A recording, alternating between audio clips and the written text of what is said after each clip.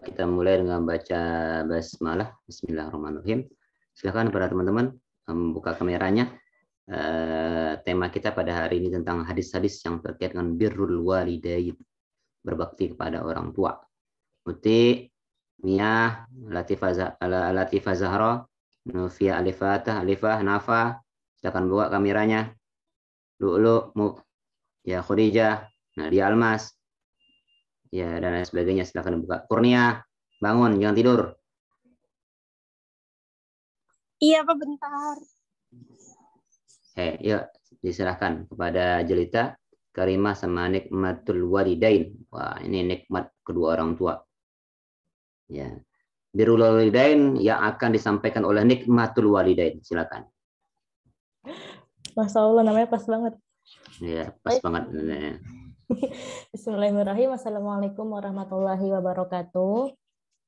Kami dari kelompok 6 hadis Maudu'i yang beranggotakan saya, Karimah dan Nikmah akan menjelaskan materi makalah hari ini tentang hadis tentang birrul walidain. Lanjut Nikmah. Pembahasan kali ini kita akan bahas tentang pengertian birrul walidain. Kemudian hadis tentang ihsan dan husnul suhbah. Yang ketiga, hadis tentang durhaka kepada orang tua termasuk dosa besar. Yang keempat, hadis tentang hubungan dengan orang tua yang musyrik. Yang kelima, hadis tentang hubungan seorang istri dengan suami dan orang tuanya. Baik, langsung saja yang pembahasan pertama tentang pengertian birrul walidain.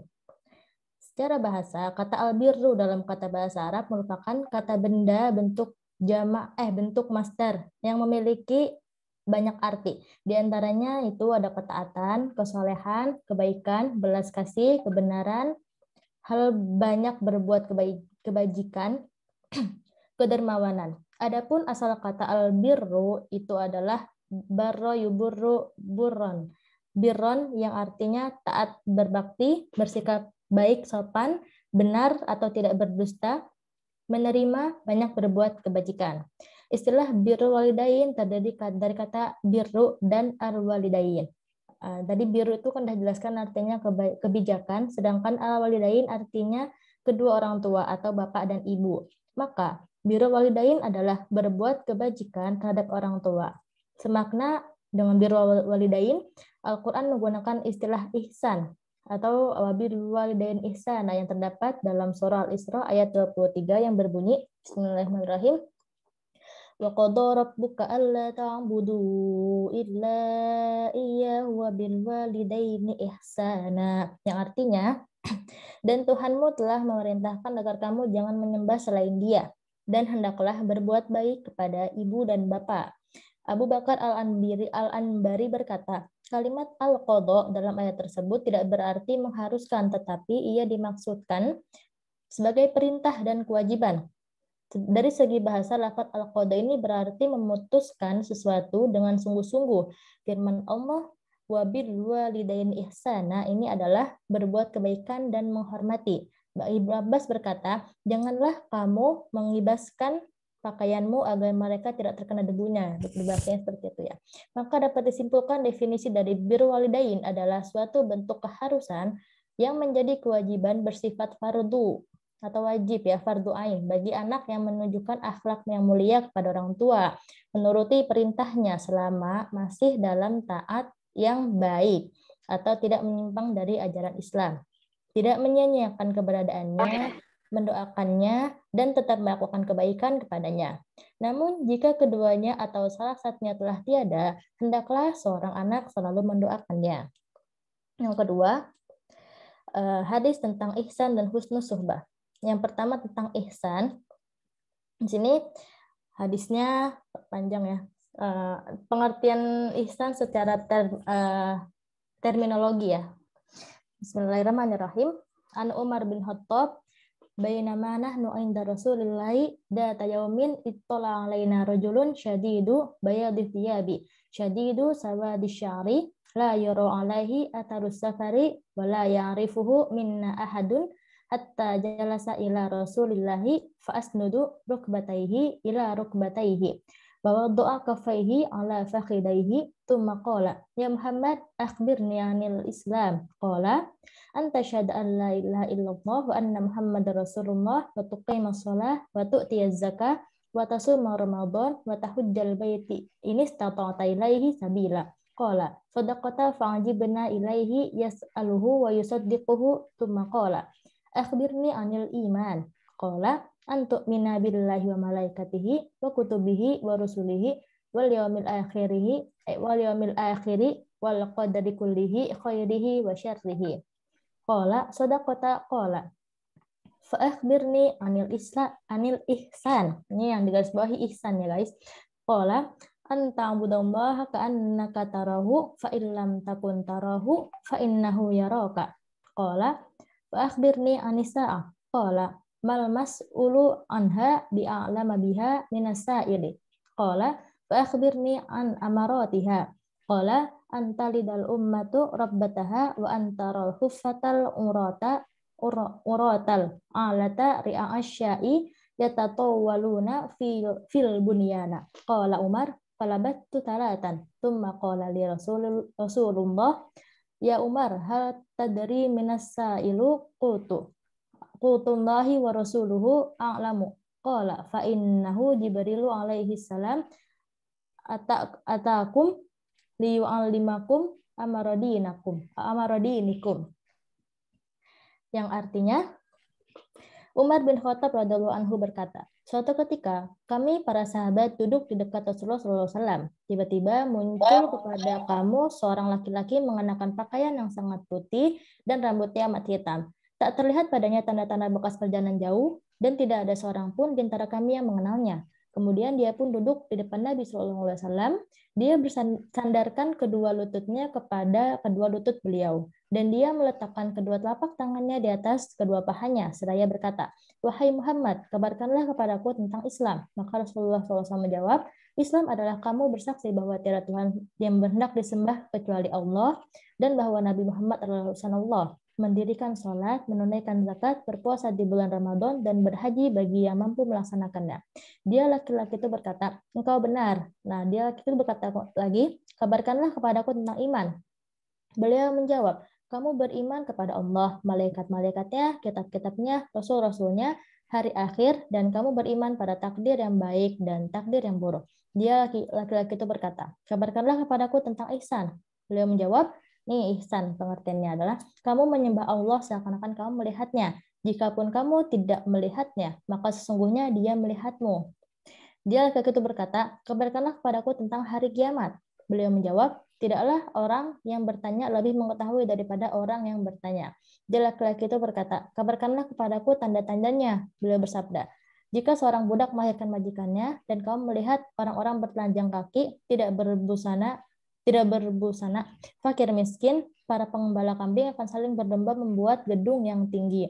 Dia Umar bin Khattab berkata, lalu dia pun pergi, aku terdiam cukup lama. Kemudian beliau bertanya kepadaku, wahai Umar, apakah engkau tahu siapakah orang yang bertanya itu? Aku pun menjawab, Allah dan Rasulnya yang lebih tahu. Beliau berkata, sesungguhnya dia adalah Jibril. Dia datang untuk mengajarkan Islam. Beliau datang untuk mengajarkan agama Islam. Secara etimologi, kata ihsan berasal dari bahasa Arab, yaitu dari asal kata ahsana yuhsinu ihsana, artinya berbuat baik. Bila merujuk pada Kamus Besar Bahasa Indonesia, arti ihsan adalah baik. Sementara dalam bentuk kata benda adalah kebaikan atau kebijakan. Ihsan adalah kebaikan yang bukan dilihat dari apa yang dilakukan, melainkan dilihat dari landasan atau berangkat dari mana hingga melakukan perbuatan itu. Dan ihsan adalah perbuatan baik yang muncul dari rasa diri selaku dalam pengawasan. Begitupun dengan ihsan yang seorang anak terhadap orang tua. Anak akan selalu berusaha untuk melakukan kebaikan karena dia tahu orang tuanya selalu mengawasi apa yang dia lakukan, sehingga dia tidak akan berani untuk keluar dari jalur itu. Serta ihsan adalah kebaikan yang tidak hanya memberi kesenangan fisik dan mental, bahkan mencakup tindakan dan pengetahuan. Dan tentunya Islam menjadikan berbakti pada orang tua sebagai kewajiban yang sangat besar. Rasulullah SAW bersabda ketika ditanya tentang amal-amal soleh, haddatsana sahibu hadhihi dari wa auma'a biyadihi ila dari Abdullah bin Mas'ud qala salatun Nabi sallallahu alaihi wasallam ayyul amali ahabbun ilallahi azza wa jalla? Qala as-salatu ala waqtiha. Qalatu tumma ayyu? Qala birrul walidain. Qaltu tumma ayyu? Qala al-jihadu fi sabilillah. Qala haddatsani bihinna walawis tarattuhu lazadani. Pemilik rumah ini sambil menunjuk rumah Abdullah bin Mas'ud memberitakan kepadaku, saya bertanya kepada Rasulullah SAW mengenai amalan-amalan yang paling dicintai oleh Allah. Maka beliau menjawab, sholat pada waktunya. Saya bertanya lagi, lalu amalan apa lagi wahai Rasulullah? Beliau menjawab, berbakti kepada kedua orang tua. Saya bertanya kembali, kemudian amalan apa lagi? Kemudian beliau berkata, kemudian berjihad di jalan Allah. Ibnu Mas'ud berkata, beliau hanya menyebutkan beberapa perkara tersebut. Jika sekiranya aku bertanya lebih banyak, maka tentu beliau akan memberikan keterangan tambahan. Hadis riwayat Bukhari dan Muslim. Yang kedua, tentang husnul suhbah. Kata suhbah berasal dari kata sohiba yashabu suhubatan, wasahabatan, wasihabatan, yang bermaksud berkawan, berteman, menemani. Menurut Abu Muhammad, suhbah sinonim dengan mulazamah, yang artinya berdampingan. Maka istilah suhbah bermaksud sahabat yang senantiasa berdampingan. Sahabat ini tidak tertuju kepada berusia yang sebaya saja, tetapi mencakup semua yang senantiasa berdampingan dengan seseorang, termasuk orang tua, guru, rekan, dan yang lainnya. Suhbah selain dikenal dengan persahabatan, pertemanan, juga dikenal sebagai pergaulan. Dalam Islam, pergaulan yang dimaksud adalah pergaulan dalam ketakwaan kepada Allah Subhanahu wa taala. Wajib bagi setiap muslim berbakti kepada kedua orang tuanya dan bergaul dengan sikap yang baik. Di antara adab bergaul dengan orang tua adalah sebagai berikut. Di antaranya ada yang pertama, mencintai dan menyayangi orang tua. An Urwah qala wakhfid lahuma janahad dulli minar rahmah. Qala la tamtani' minasyai'in ahabbahul albani. Dari Urwah, ia berkata, mengucapkan firman Allah dan rendahkanlah dirimu terhadap mereka berdua dengan penuh kasih sayang. Quran Surah Al-Isra ayat 24. Lalu ia berkata, janganlah engkau menolak sesuatu yang diinginkan oleh keduanya. Sahih Al-Isnad. Yang kedua, menaati keduanya bukan dalam kemaksiatan. An Abi Darda qala awsani Rasulullah SAW bitasmi' la tusyrik billahi syai'an wa in qutti'at aw hurriqadat wa la tasrukanna salatal maktubata muta'ammidan wa man tarakaha muta'ammidan bari'at minhu dimmah wa la tashrabannal khamra fa innaha miftahu kulli syarrin wa ti' walidayka wa in amaraka an takhrija min dunyaka fakhruj lahuma wa la tunazi'anna wa la ulatal amri wa in ra'aita annaka anta wa la tufarrir minaz zahfi wa in halakta wa farra ashabaka wa anfiq min tawlika ala ahlika wa la tarfa'u asaka an ahlika wa akhifhum billahi azza wa jalla. Dari Abu Darda, ia berkata, Rasulullah SAW mewasiatkan 9 perkara kepadaku, yaitu janganlah engkau mempersekutukan Allah meskipun lehermu akan dipenggal atau dirimu akan dibakar. Jangan sekali-kali meninggalkan sholat wajib dengan sengaja, karena barang siapa yang melakukannya dengan sengaja, niscaya jaminan Allah akan terlepas darinya. Jangan meminum minuman keras, karena itu adalah kunci segala kejelekan. Yang keempat, taatilah kedua orang tuamu. Apabila mereka menyuruhmu untuk menyerahkan seluruh harta yang kau miliki, maka serahkanlah hartamu kepada keduanya. Kelima, jangan menentang pemimpin walaupun engkau tahu bahwa engkaulah yang benar. Jangan lari dari medan pertempuran meskipun engkau akan terbunuh dan teman-temanmu melarikan diri. Infakkanlah sebagian harta yang kau miliki kepada keluargamu. Jangan lalai mengawasi keluargamu dalam mendidik mereka. Dan terakhir, ajarkanlah kepada mereka untuk bertakwa kepada Allah. Hadis riwayat Ibnu Majah. Selanjutnya, ada menanggung dan menafkahi orang tua. An Jabir bin Abdillah anna rajulan qala ya Rasulullah inna li malan wa waladan wa inna abi yuridu an yajtaha mali faqala anta wa maluka li abika. Dari Jabir bin Abdillah bahwa seseorang berkata, wahai Rasulullah, sesungguhnya aku mempunyai harta dan anak, sedangkan bapakku ingin menghabiskan hartaku. Maka beliau bersabda, engkau dan hartamu adalah milik bapakmu. Hadis riwayat Ibnu Majah dan disahihkan oleh Syekh Albani. Selanjutnya ada tidak memanggil orang tua dengan namanya, tidak duduk ketika kedai berdiri, dan tidak mendahuluinya. An Urwah bin Zubair an Aba Hurairah absara rajulaini faqala la yahadhima ma hada minka faqala abi faqala la tusammihi bismihi wala tamshi amamahu wala tajlis qablahu. Dari Urwah atau selainnya, ia menceritakan bahwa Abu Hurairah pernah melihat dua orang. Lalu beliau berkata kepada salah satunya, apa hubungan dia denganmu? Orang itu menjawab, dia ayahku. Abu Hurairah berkata, janganlah engkau memanggilnya dengan namanya saja. Janganlah berjalan di hadapannya, dan janganlah duduk sebelum ia duduk. Hadis riwayat Bukhari. Lalu selanjutnya, menjaga perasaan keduanya dan berusaha membuat ridho orang tuanya. Dalam hadis, ridho Rabbi fi ridhol walidi wa sukhtur Rabbi fi sukhtil walidain. Ridho Allah ada pada keridhaan orang tua dan murka Allah ada pada kemurkaan orang tua. Hadis riwayat Tirmizi dan Hakim. Kemudian ada meminta izin orang tua ketika hendak keluar berjihad. An Abdillah bin Amr qala ja'a rajulun ila Nabi sallallahu alaihi wasallam istadinuhu fil jihadi faqala ahayyun walidaka qala na'am qala fa fihima fajahid. Dari Abdullah bin Amr ia berkata, seseorang laki-laki datang pada Nabi SAW meminta izin untuk berjihad. Lalu beliau berkata, apakah kedua orang tuamu masih hidup? Dia menjawab, ya.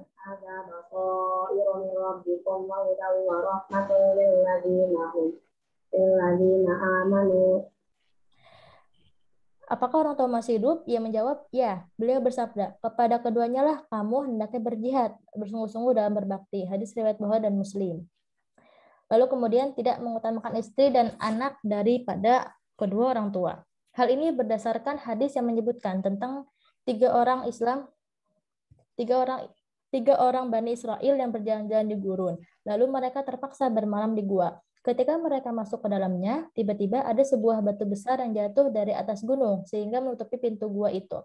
Lalu mereka berusaha menyingkirkan batu tersebut, tetapi mereka nggak bisa. Maka akhirnya mereka berdoa kepada Allah dengan menyebutkan amalan soleh yang pernah mereka lakukan. Salah seorang di antara mereka berkata, ya Allah, saya memiliki kedua orang tua yang sudah usia lanjut, dan saya biasanya tidak memberi minuman pada keluarga, dan harta yang saya miliki seperti budak sebelum keduanya. Suatu hari saya pernah pergi jauh untuk mencari sesuatu sehingga saya tidak pulang kecuali keduanya tidur. Maka saya perahkan susu untuk keduanya. Namun saya mendapatkan keduanya telah tidur dan saya tidak suka memberi minum kepada keduanya, baik itu keluarga maupun harta yang kumiliki. Aku menunggu sedangkan gelas masih berada di tanganku karena menunggu keduanya bangun sehingga terbit fajar. Keduanya pun bangun lalu minum susu itu. Ya Allah, jika yang aku lakukan itu karena menghadapkan wajahmu, maka hilangkanlah derita yang menimpa kami karena batu ini. Yang lain juga menyebutkan amal soleh mereka yang ikhlas yang pernah mereka lakukan, sehingga batu besar itu pun bergeser dan mereka dapat keluar. Selanjutnya mendoakan keduanya, baik mereka yang masih hidup maupun yang sudah wafat. Ida matal insanun qata'a anhu amaluhu illa min talatatin illa min shadaqatin jariyatin aw ilmin yuntafa'u bihi aw waladin sholihin yad'u lahu. Apabila seseorang meninggal, maka terputuslah amalannya selain 3 perkara. Yang pertama sedekah jariah, yang kedua ilmu yang bermanfaat, yang ketiga anak soleh yang mendoakannya. Hadis riwayat Muslim.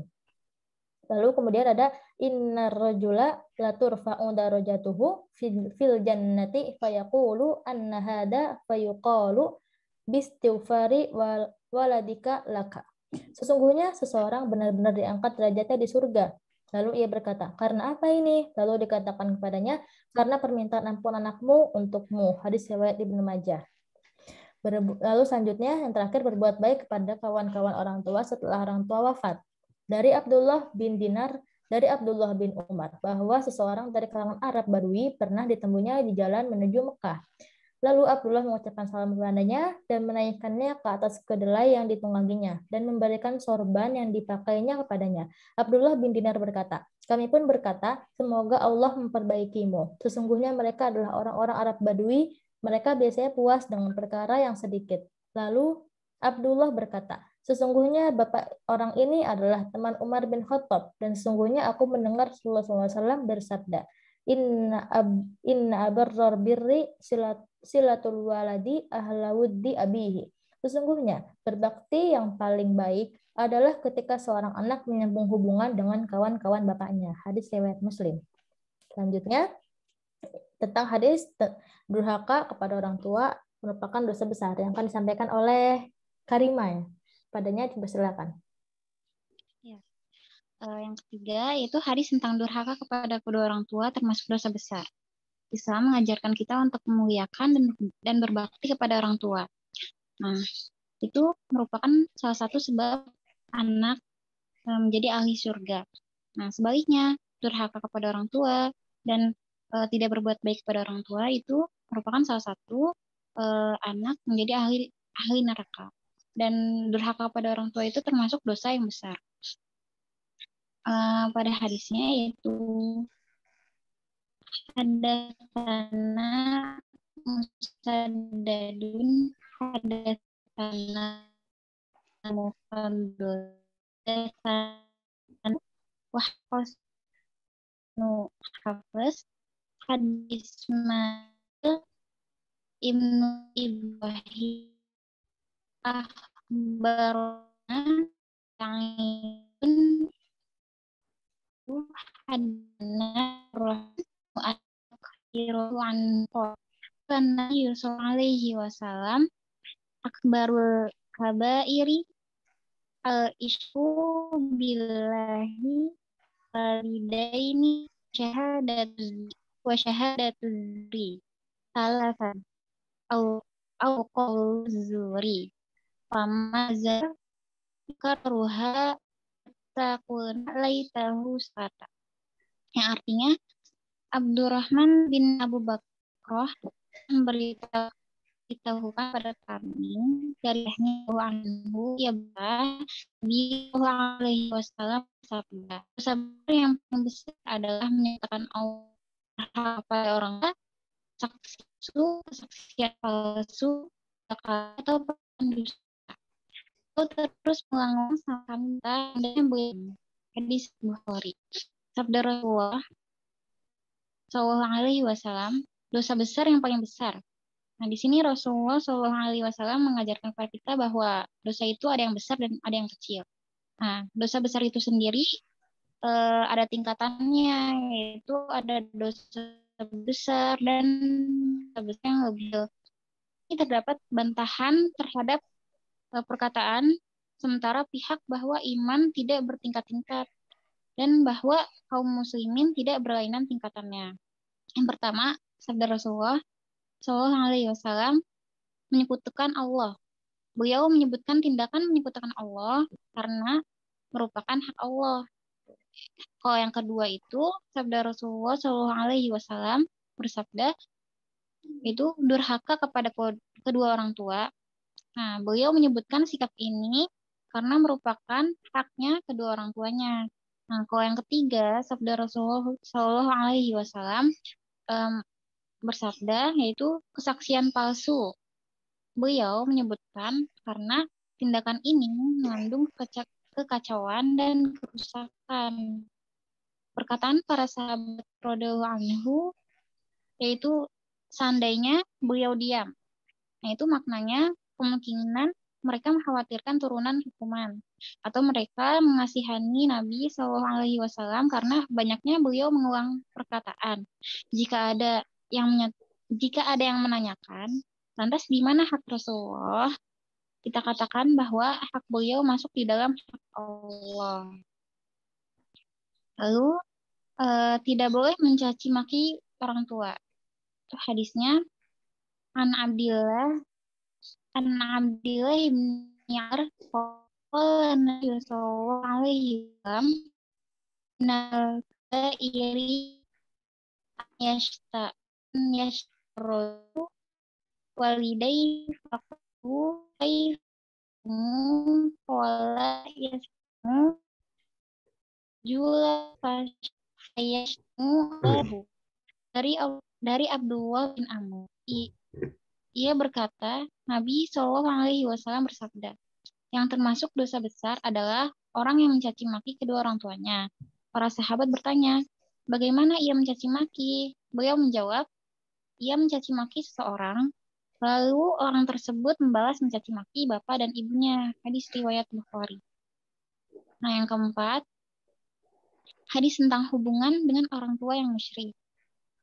Berbakti kepada orang tua yang musyrik. Hadisnya, An Abi Sa'di Ibni Abi Waqqas qala nuzilat fi arba'u ayatin min kitabillahi ta'ala.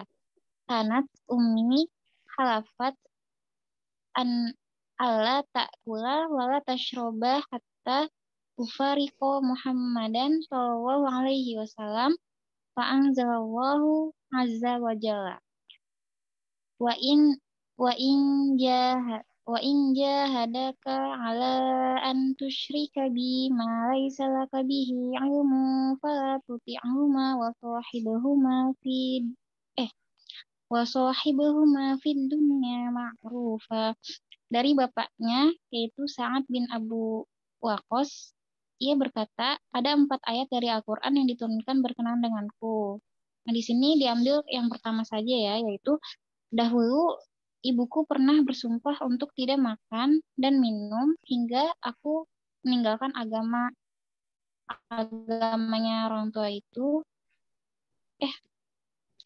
Yang pertama, dahulu ibuku pernah bersumpah untuk tidak makan dan minum hingga aku meninggalkan agama Muhammad SAW. Lalu Allah Subhanahu wa Ta'ala menurunkan ayat yang artinya, dan jika keduanya memaksamu untuk mempersekutukan aku dengan sesuatu yang engkau tidak mempunyai ilmu tentang itu, maka janganlah engkau menaati keduanya dan pergaulilah keduanya di dunia yang baik. Quran surat Al-Luqman dan juga hadis riwayat Bukhari. Yaitu dalam surat Al-Luqman, Bismillahirrahmanirrahim.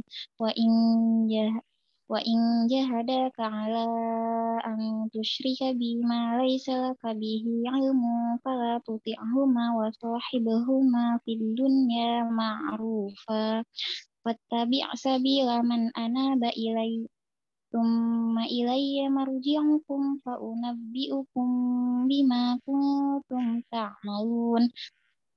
Artinya, dan jika keduanya memaksamu untuk mempersekutukan aku dan sesuatu yang engkau tidak mempunyai ilmu tentang itu, maka janganlah engkau menaati keduanya, dan pergaulilah keduanya di dunia yang baik. Dan ikutilah jalan orang yang kembali kepadaku. Kemudian hanya kepadaku tempat kembalimu, maka akan aku beritahukan kepadamu apa yang telah kamu kerjakan. Quran surat Al-Luqman 15. Nah, di sini Allah Subhanahu wa Ta'ala memberikan syarat yang membatasi kepatuhan kepada kedua orang tua, yaitu tidak boleh patuh kepada keinginan orang tua yang keinginannya itu melanggar hak Allah Subhanahu wa Ta'ala. Nah, jika kedua orang tuamu itu memaksa, mendesak untuk mengikuti agama mereka, itu agama yang sesat, terus menyekutukan Allah dan menyembah yang lain di samping Allah, yang kamu tidak memiliki pengetahuan tentangnya, maka janganlah kamu mematuhi perintah keduanya untuk berbuat syirik dan maksiat. Karena sesungguhnya tidak ada kepatuhan kepada makhluk untuk bermaksiat dan durhaka kepada Sang Khalik atau Tuhannya itu Allah. Namun ketidakpatuhan kita kepada kedua orang tua itu tidak menghalangi kita untuk berbuat baik kepada orang tua gitu. Jadi kita walaupun tidak mematuhi untuk menyembah agamanya orang tua kita, kita harus tetap berbuat baik, patuh kepada orang tua dengan memberinya bantuan finansial ketika dibutuhkan, lalu memenuhi kebutuhan pangan dan sandang, merawat kedua orang tuanya ketika sakit dan bawanya pergi berobat, menguburkan ketika meninggal, menjaga hubungan baik dengan teman keduanya, serta melaksanakan janji keduanya. Lalu ada hadis Asma binti Abi Bakr qalat Abi Bakar qalat antatni ummi rawibatan fi ahlin Nabi sallallahu alaihi wasallam fasa'altun nabiyya sallallahu alaihi wasallam afa'asiluha qala ibnu Muyayyinah fa'anzalallahu azza wa jalla fiha la yanhakumullahu 'anil ladzina lam yuqatilukum fid din. Dari Asma binti Abu Bakar, ia berkata, pada masa Nabi Shallallahu Alaihi Wasallam, ibuku mengunjungiku karena rindu. Lalu aku berkata kepada Nabi Shallallahu Alaihi Wasallam, bolehkah aku menjalin silaturahim dengannya? Kemudian beliau menjawab, ya boleh. Ibnu Uyainah berkata, lalu Allah Shallallahu Alaihi Wasallam menurunkan ayat yang berkenaan dengan itu, yang artinya Allah tidak melarang kamu berbuat baik dan berlaku adil terhadap orang-orang yang tidak memerangi kamu dalam urusan agama. Quran Surat Al-Mumtahanah ayat ke-8 dan hadis riwayat Bukhari. Yang kelima dilanjutkan oleh Nikmah. Baik, yang kelima hadis yang menjelaskan hubungan hubungan istri dengan suami dan orang tuanya.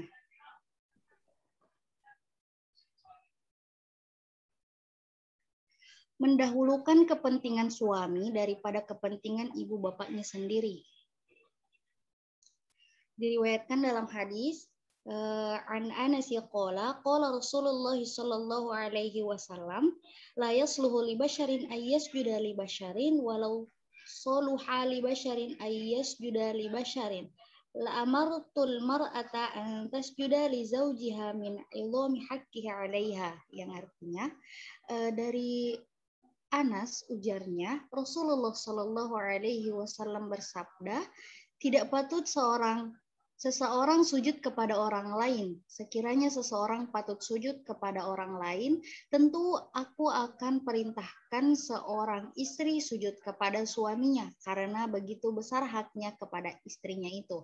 Hadis riwayat An-Nasai. Dan juga disebutkan dalam hadis an Aisyah qalat sa'altun Nabiy sallallahu alaihi wasallam ayun nasi a'dhamu haqqan 'alal mar'ah qala zawjuha qultu fa ayun nasi a'dhamu haqqan 'alal rajuli qala ummuhu rawahu an-Nasa'i. Yang artinya dari Aisyah, ujarnya saya bertanya kepada Nabi Shallallahu alaihi wasallam, siapakah yang paling besar haknya kepada seorang wanita? Sabdanya suaminya. Aku bertanya pula, siapakah yang paling besar haknya kepada seorang laki-laki? Sabda beliau, ibunya. Hadis riwayat Nasai. Pada saat seorang anak perempuan dalam pemeliharaan orang tuanya, maka orang tuanya lah yang harus dia taati melebihi ketaatannya kepada orang lain. Bila ia disuruh orang tuanya, maka suruhannya itu harus ia kerjakan lebih dahulu daripada kepentingannya sendiri, apalagi kepentingan orang lain.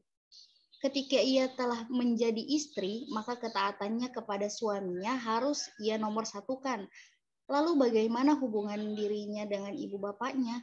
Apakah ia tetap harus mendahulukan ketaatan kepada ibu bapaknya seperti masa ia lajang dahulu? Jawabannya telah disabdakan Rasulullah Shallallahu Alaihi Wasallam pada hadis-hadis di atas. Begitu seorang wanita telah menikah, maka kiblat ketaatannya berpindah kepada suaminya. Apa sebabnya demikian? Jawaban ini dapat kita temukan dalam Al-Quran maupun hadis-hadis Rasulullah Shallallahu Alaihi Wasallam. Dalam Al-Quran antara lain surah An-Nisa ayat 34. A'udzu billahi minasyaitonir rajim. Bismillahirrahmanirrahim. Ar-rijalu qawwamuna 'alan nisa'i bima faddalallahu ba'dahum 'ala ba'd.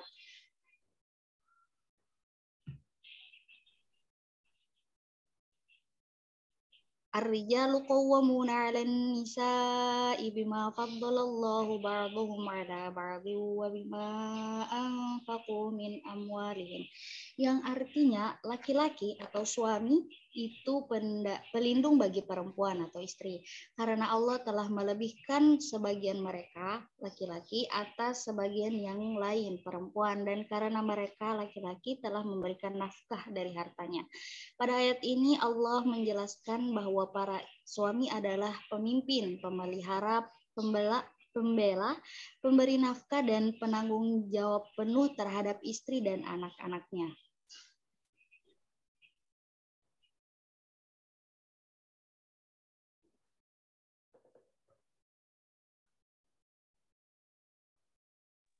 Baik, itu saja pemaparan dari pemakalah. Selanjutnya sesi diskusi. Ada yang ingin bertanya, ada yang ingin menambahkan atau menyanggah, dipersilahkan sebagai teman-teman.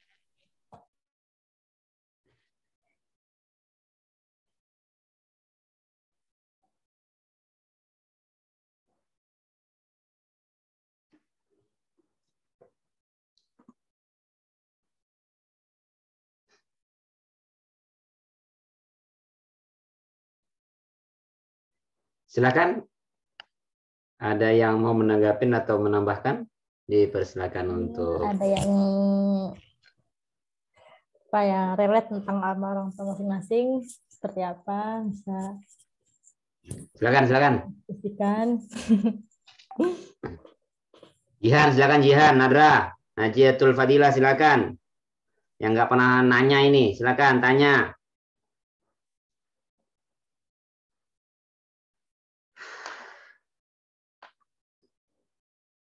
Saya tolong dijadikan host cerita.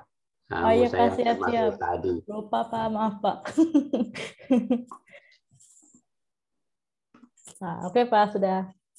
Oh. Teman-teman.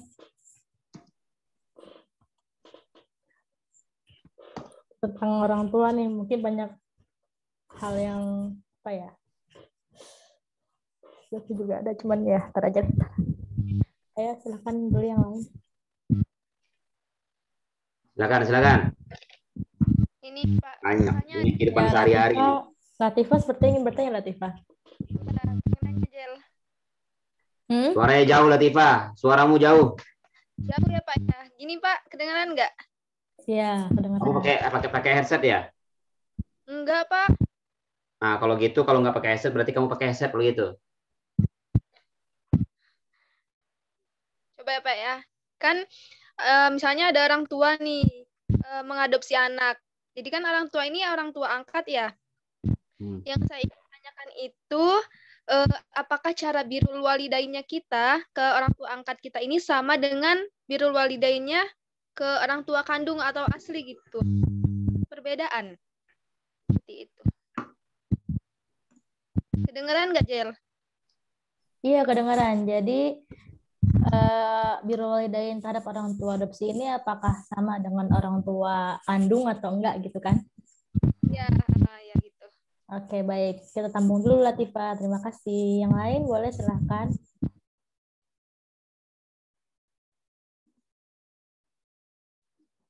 Silakan yang lain.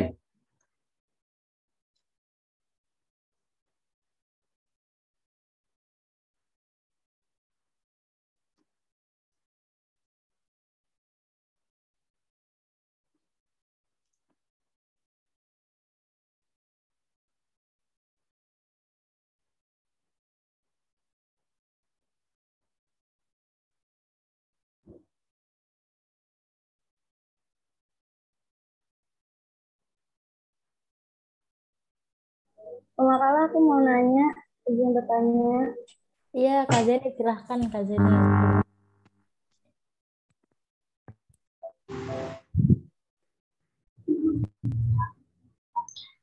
Di sini kan ada yang menjaga perasaan kedua orang tua ya, dan berusaha membuat ridho orang tua. Nah, ini misalkan ada satu kasus misalnya ada kesalahpahaman antara anak sama orang tua nih. Gimana ya? Jadi tuh orang tuh salah paham sama anak, terus kayak ngemarahin gitu. Tapi ternyata itu nggak benar, itu salah gitu loh. Jadi prasangka orang tua itu salah. Nah itu kita harus membela diri kita atau diam aja dimarahi gitu, untuk menjaga perasaannya. Iya benar, jujur Dia aku juga. Iya benar, aku juga relate. Oh paham. Jadi ya, itu. kita boleh speak up gitu ya? Apakah kita harus diem aja? Padahal prasangka orang tua salah gitu kan? Ya kita berhak nggak sih ya mengungkapi Iya, bukan betul. membenarkan sih. Jadi kayak ya bilang gitu pendapat kita ini sebenarnya nggak gini loh gitu. Apa kita hanya diem aja gitu untuk menghormati prasangka orang tua itu untuk menjaga perasaannya. Iya benar-benar. Oke, siap Kak Zeni. Terima kasih pertanyaannya. Ya sama-sama. Yang lain silakan. Makala izin bertanya. Silakan. Ya, Maharani silakan. Kalau misalnya orang tuanya itu abusif, kayak suka kasar atau nggak meduliin anaknya, apakah anaknya itu masih ada kewajiban untuk berbakti sama orang tuanya? Jadi untuk orang tua yang, ya betul-betul. Apakah orang tua yang seperti itu kita masih harus menghormati gitu? Ya begitu. Oke, terima kasih Maharani. Kita tampung dulu pertanyaannya. Yang lain silakan. Nashwa, Mia, Lulu, Nadia, Habibah, Wanita, silakan. Itu siapa tuh? Ngintip-ngintip itu.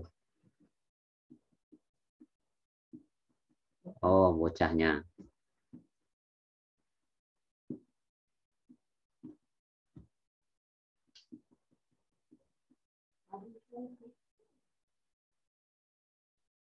Yuk, silakan. Jihan, tanya Jihan. Silakan Jihan.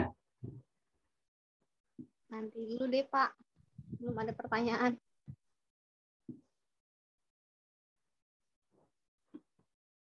Silakan. Nafa, silakan tanya Nafa. Muniroh. Ya udah, saya nanya deh. Kamu melas banget sih nanyanya. Ya udah, saya nanya ya. Nah, gitu dong. Semangat ya, Nafa, silakan Nafa. Jadi di keluargaku ini ada satu, ya intinya ayah Nafa lah gitu. Emang beliau nih kalau ngomong apa-apa ngegas gitu ya. Terus sebenarnya bingung juga sih, kayak pengen ngomongnya itu gimana, pengen ngasih taunya itu gimana biar gak ngegas lagi. Karena di balik itu pun juga ayah Nafa nih udah keturunan loh dari bapaknya gitu loh. Karena saudara-saudaranya, adik kakaknya pun juga begitu gitu loh. Emang sifatnya tuh emang ngomongnya tuh ngegas, padahal di pikiran dia tuh nggak ngegas gitu. Tapi kalau di pikiran kita tuh ngegas gitu. Ada nggak gimana caranya tuh kita bisa nasihatin gitu, ngomong baik-baiknya tuh gimana enaknya? Itu aja sih. Jadi saran gimana biar ngomong sama orang tua seperti itu dengan baik ya? So, kayaknya kan hal itu sebenarnya nggak baik, cuman kan kita sebagai anak kayak gimana sih? Ya biar nggak ngegas lagi gitu loh. Jujur ya, kalau Nafa tuh kadang kalau beliau suka ngegas tuh kayak suka kaget sendiri gitu loh. Tuh. Kedengeran. Oke Nafa, terima kasih pertanyaannya, sudah kedengeran jelas kok. Nah, jawab dulu Jelita. Baik Pak, mungkin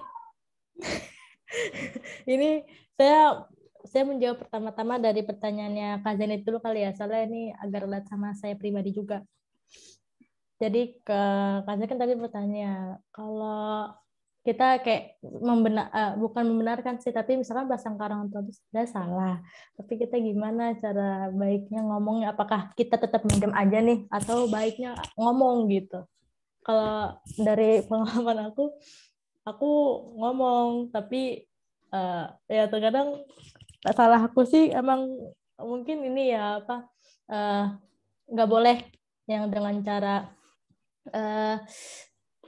apa ya nyakitin kayak kita ikut ngegas atau kita yang ikut emosi atau jangan kayak gitu. Mungkin pelan-pelan kita ngomong sebenarnya nggak kayak gini kan tadi ibu atau bapak bilangnya gini gitu. Kita berusahakan jangan nyakitin walaupun prasangka mereka sebenarnya salah gitu. Kita nggak membenarkan juga, cuman kan kita tahu. Soalnya aku juga Kak jujur sering ada perdebatan kayak gitu. Nah sebenarnya aku juga masih agak bingung. Ini pertanyaan sebenarnya aku pengen tanya ke Bapak juga. Dan sebenarnya baiknya apakah kita tetap diem aja sebagai untuk menghormati atau kita speak up lah gitu walaupun nggak boleh yang dengan cara nyakitin. Kalau aku pribadi sebenarnya speak up kan kadang-kadang tetap nahan gitu. Punya masalah siapa? Gimana Pak menurut Bapak, Pak? Yang punya masalah kamu, kok saya diapain? Enggak, Pak. Maksudnya Bapak sebagai figur orang tua, menurut Bapak gimana kalau anaknya kayak gitu? Ya ngomong lah, bicara nggak masalah kan, bicara selama itu dalam kerangka nggak juga disampaikan dengan kasar, sampaikan dengan baik. Waqulu qaulan karima kan, sampaikan. Walaupun itu benar ya, mungkin benar menurut kita. Terus orang tua mungkin berada dalam posisi yang menurut penilaian keilmuan kita salah, tetap waqulu qaulan karima.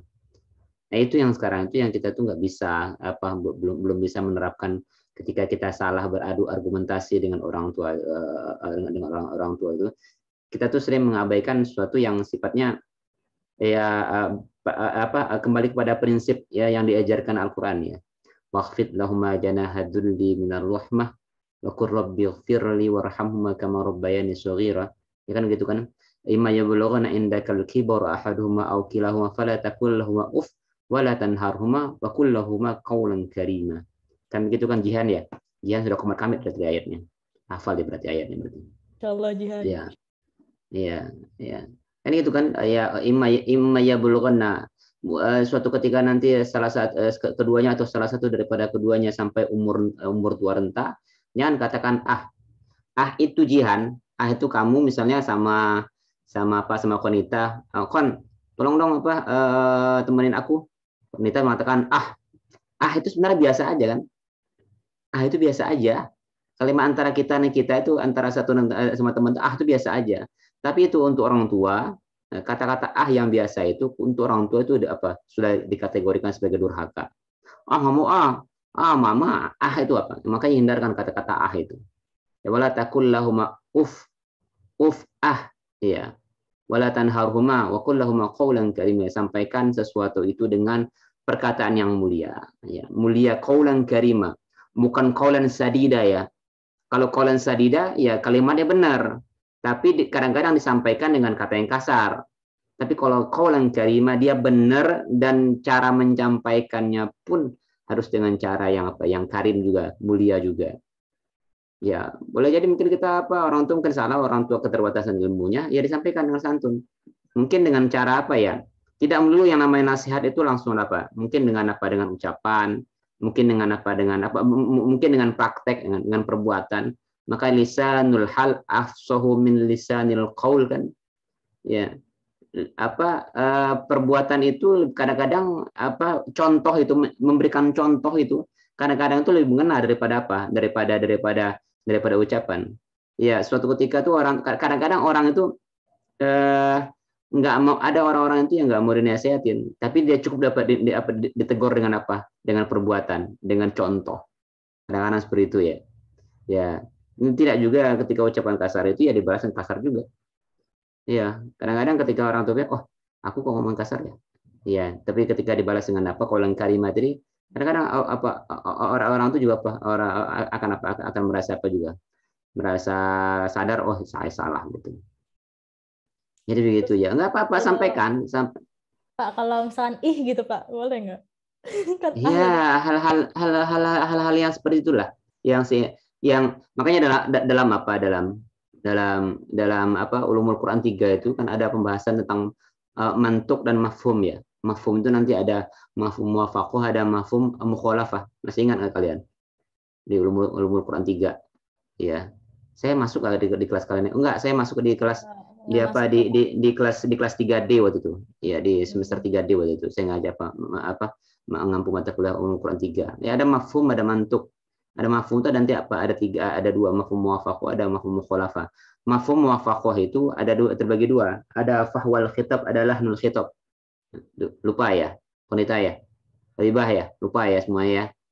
Yang lama lupa, yang baru juga enggak ingat ya. Mafhum itu ingat mafhum. Yang namanya apa itu mafhum? Mafhum itu makna di balik itu. Makna di balik sebuah ayat itu. Contoh ya, fala taqul lahum uffin.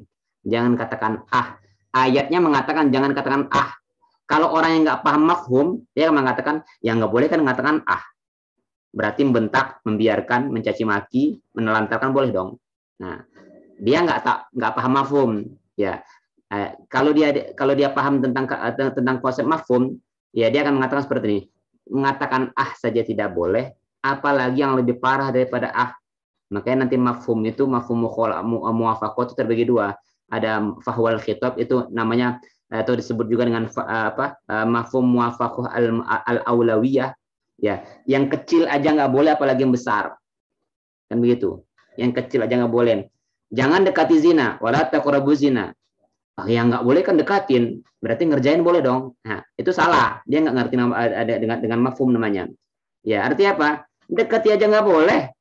Apalagi ngerjakan, kan begitu. Itu namanya mafhum namanya. Ya, itu nama mafhum. Rasul Al-Quran mengatakan, sesungguhnya engkau Muhammad tidak bisa memberikan hidayah kepada orang yang kamu cintai, akan tetapi Allah yang memberikan hidayah kepada siapa yang dikehendakinya. Ya, yang nggak bisa memberikan hidayah kan Rasul. Kalau kita bisa dong. Nah, ini yang harus dipahami cara memahami ayat itu. Nabi aja nggak bisa apalagi kita. Nabi aja nggak bisa apalagi kita. Nah, itu namanya mafhum muwafaqah namanya al-aulawiyah. Ya, ada mafhum muwafaqah, ada mafhum muwafaqah al-musawi atau lahnul khitab namanya. Lahnul khitab. Setara dia antara yang diomongkan itu dengan perkara yang itu sama. Contoh seperti ini. Wala ta'kulu amwal yatama zulman. Ya, dalam surah An-Nisa ayat berapa itu? Wal yakhshal ladzina law taraku min khalfihim dzurriyyatan dhi'afan khafu 'alaihim wal yattaqullaha wal yaqulu qawlan sadida. Innal ladzina ya'kuluna amwal yatama zulman innama ya'kuluna fi butunihim nar. Ya. Sungguhnya orang-orang innal ladzina ya'kuluna amwal yatama, makan harta anak yatim secara zalim, makan harta anak yatim. Yang enggak boleh kan makannya. Kalau dibagi-bagikan ke orang lain boleh enggak? Harta anak yatim itu. Bakarnya boleh nggak? Bakar harta anak yatim punya peninggalan apa dari ayahnya, kemudian hartanya dibakar, ya dibagi-bagikan semua orang lain, boleh nggak? Nggak boleh, Pak. Nggak boleh, ya nggak boleh. Kenapa nggak boleh? Ya itu mafhumnya ada mafhum musawi namanya, sama antara membakar, antara makannya, antara membagi-bagikannya kepada orang lain yang bukan haknya. Nah itu sama. Nah sama juga seperti itu. Ya mungkin hampir sama ya itu ya dalam kan gitu ya kadang ya dalam pengertian apa dulu ya kalau dalam kategori dia kategori dia bercanda, saya kira beda kondisi ya. Bapak mana kira-kira itu kan apa, saya kira enggak lah kalau gitu. Ya, artinya apa? Itu sebenarnya penggambaran mengatakan saja nggak boleh, apalagi yang menelantarkan, apalagi yang lebih parah daripada itu.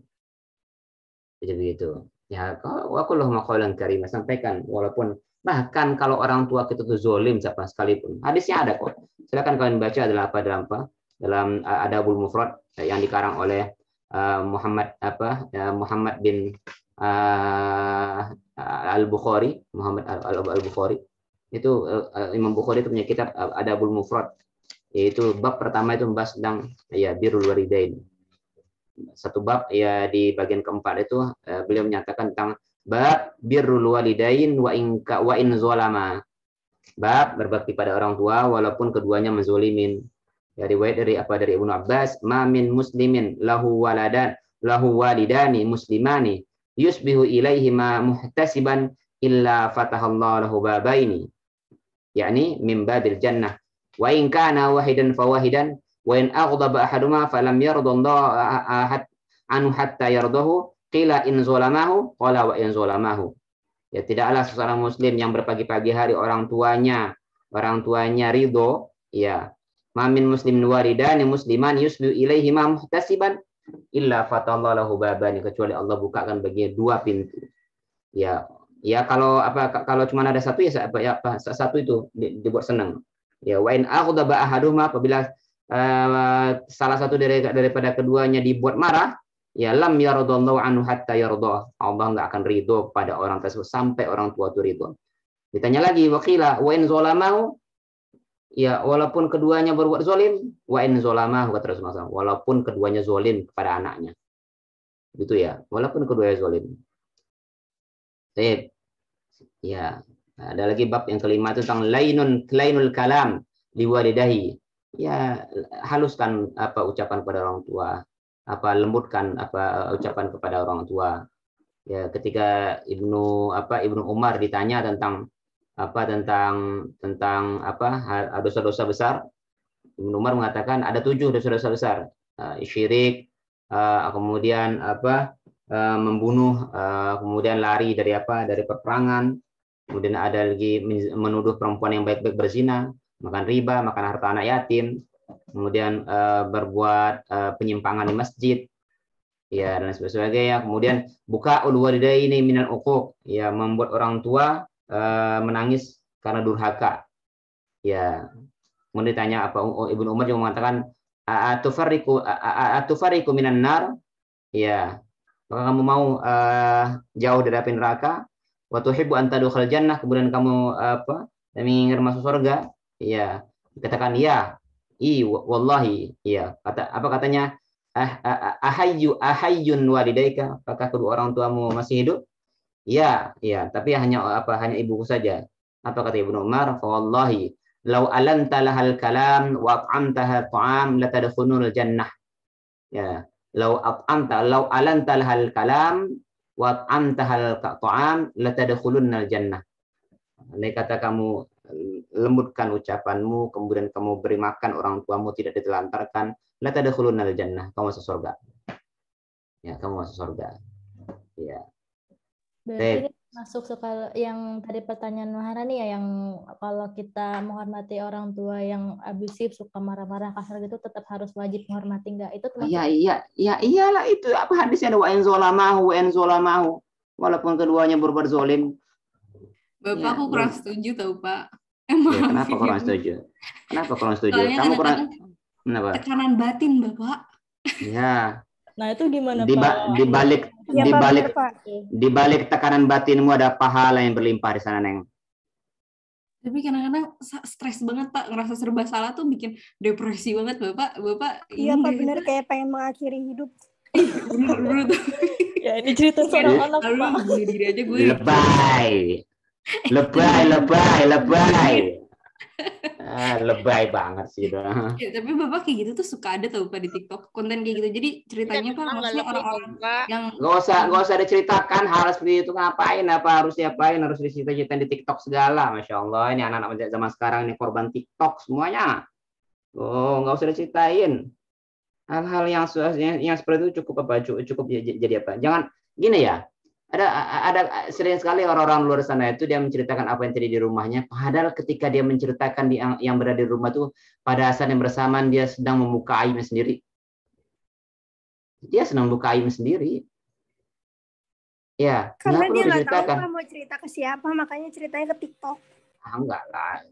Saya punya murid saya. Saya punya santri sini. Dia ketika nggak pernah tuh cerita-cerita yang lain, dia ceritanya pasti ke gurunya, ke saya dia. Saya seperti ini, saya bilang sabarin, perlu sabar, saya di sana tuh. Ya, yang namanya sabar itu mah sakit. Makanya kata Rasulullah, as-sabru diya, kata Rasulullah. Ya, ketika menyebutkan diya dalam Al-Qur'an itu, asy-syamsu diya walladzi ja'ala al-qamara diya'a ja'ala asy-syamsa diya'a wal qamara nura. Ya, ketika Rasulullah SAW menyebutkan as-sabru dia, itu hampir sama itu. Coba lihat, coba kita samakan ya. Syamsun diaun, matahari itu dia bercahaya. Bulan itu nur.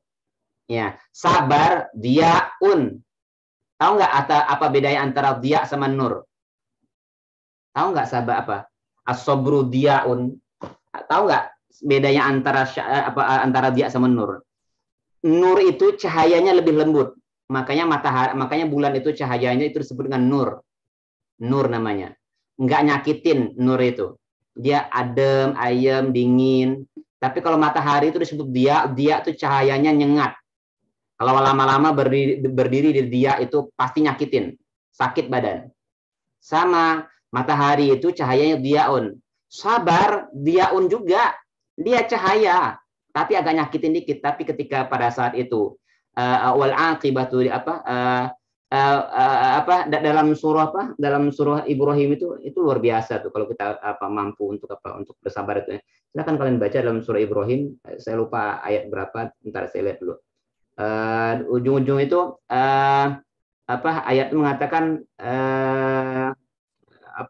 sebentar saya lihat bentar. Surah Ibrahim mana itu?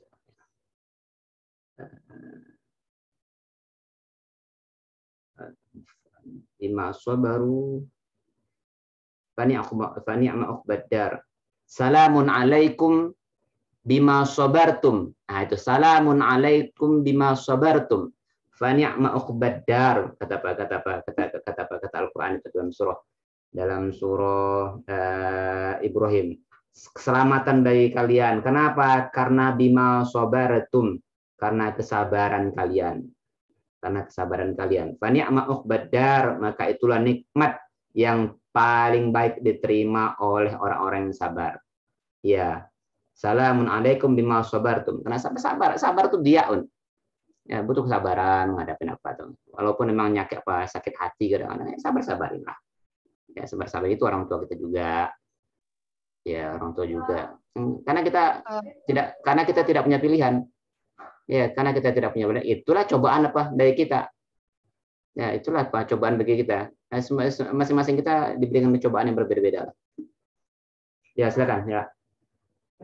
Maaf, dalam surah Ar-Ra'd ada tadi dalam surah Ar-Ra'd ya. Walladzina sabaru batigha'a wajhi rabbihim aqamus shalah wa anfaqu mimma razaqnahum sirran wa alaniyatan wa yadra'una bil hasanati sayyi'ah. Lihat kalian lihat ayatnya dalam surah Ar-Ra'd ayat 22. Wa yadra'una bil hasanati sayyi'ah.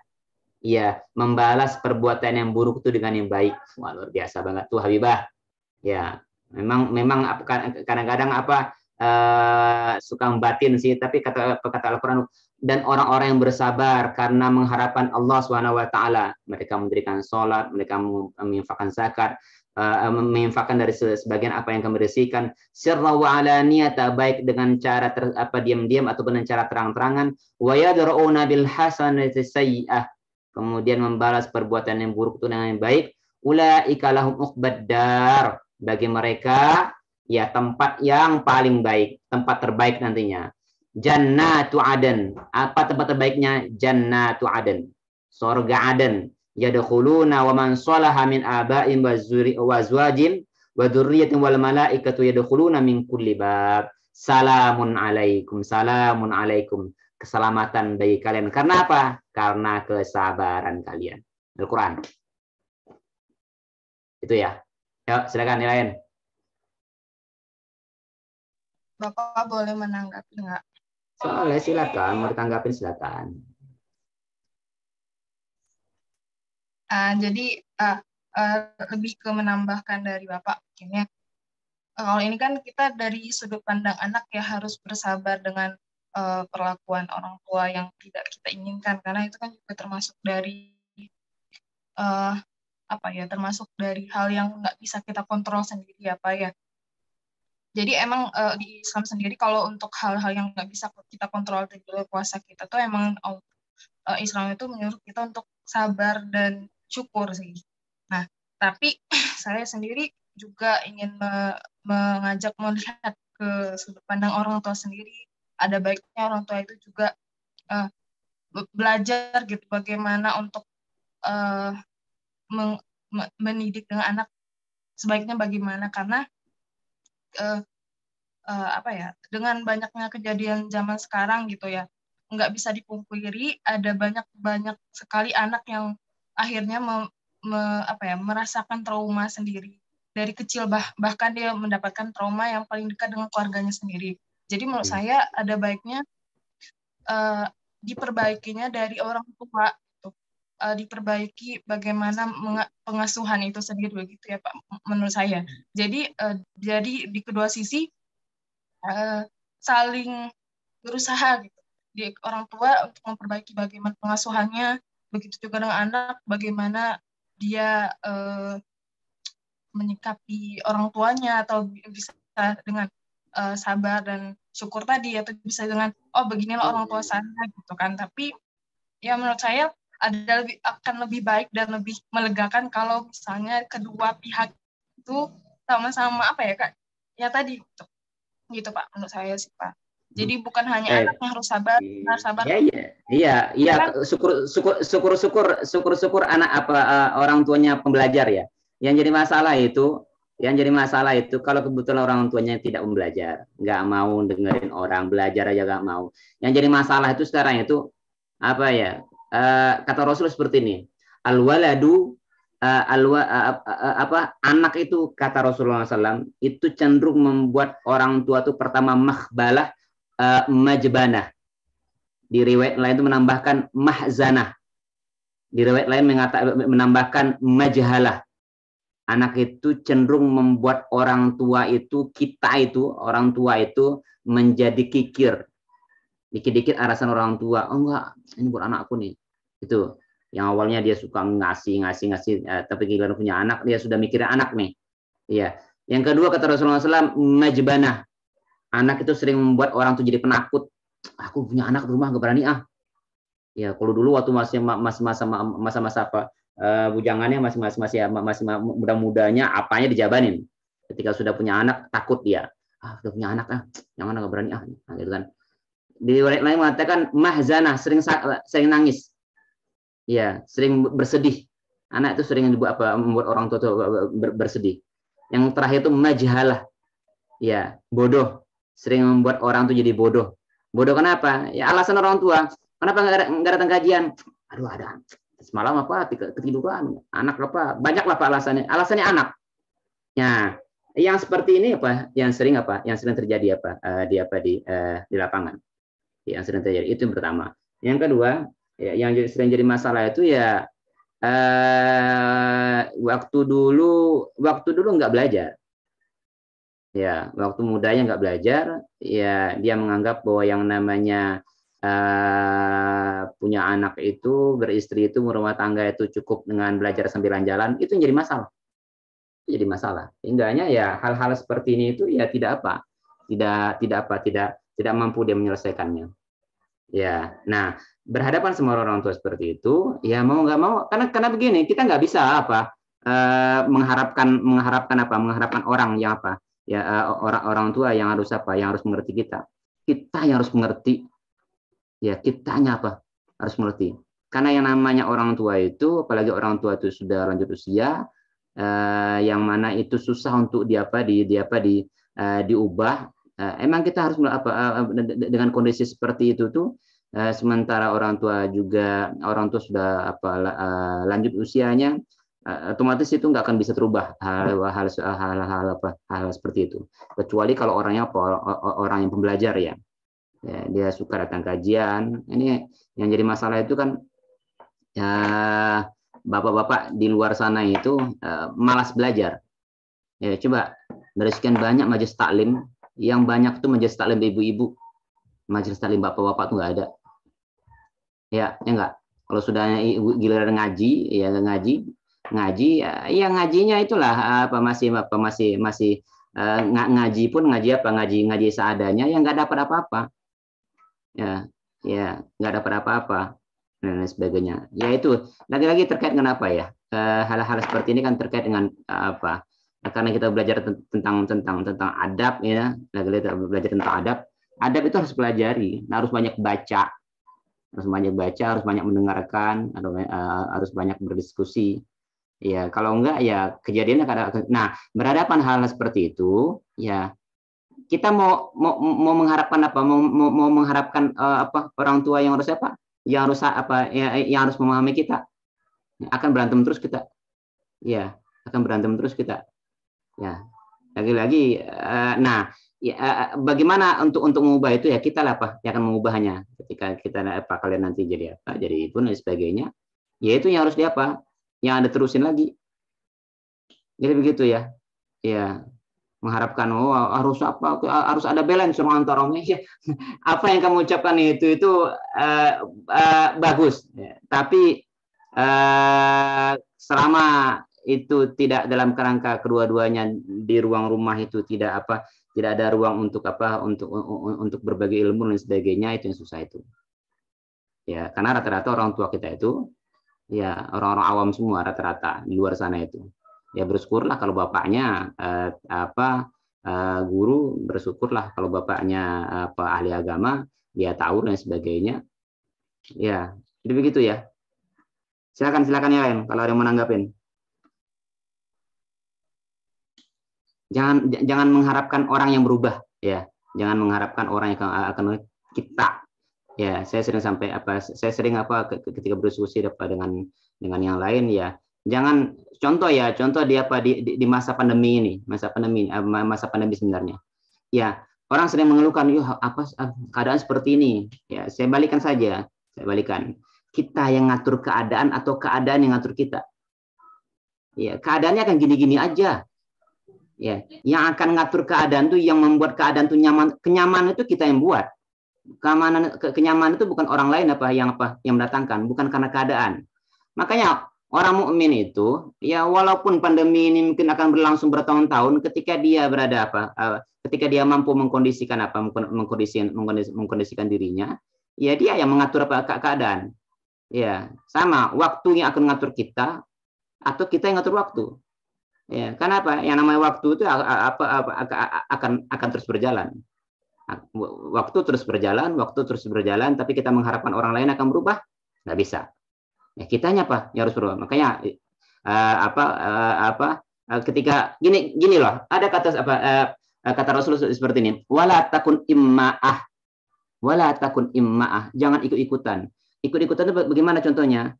Sepertinya kalau in ahsanan nas ahsanna, apabila orang lain baik, kami juga baik. Kan begitu. Saya kalau dia baik, saya juga baik sama dia. Itu nama imma'ah namanya. Generasi imma'ah itu nggak boleh kata Rasulullah SAW. Akan tetapi kata Rasulullah walakin in ahsanan nas ahsanna wa in asa'an nas asa'na, kan gitu orang-orang imma'ah itu. Kalau dia baik, saya akan baik juga. Kalau dia buruk, saya juga akan berlaku buruk juga. Tapi kata Rasulullah in ahsanan nas ahsanna wa in asa'an nas ahsanna.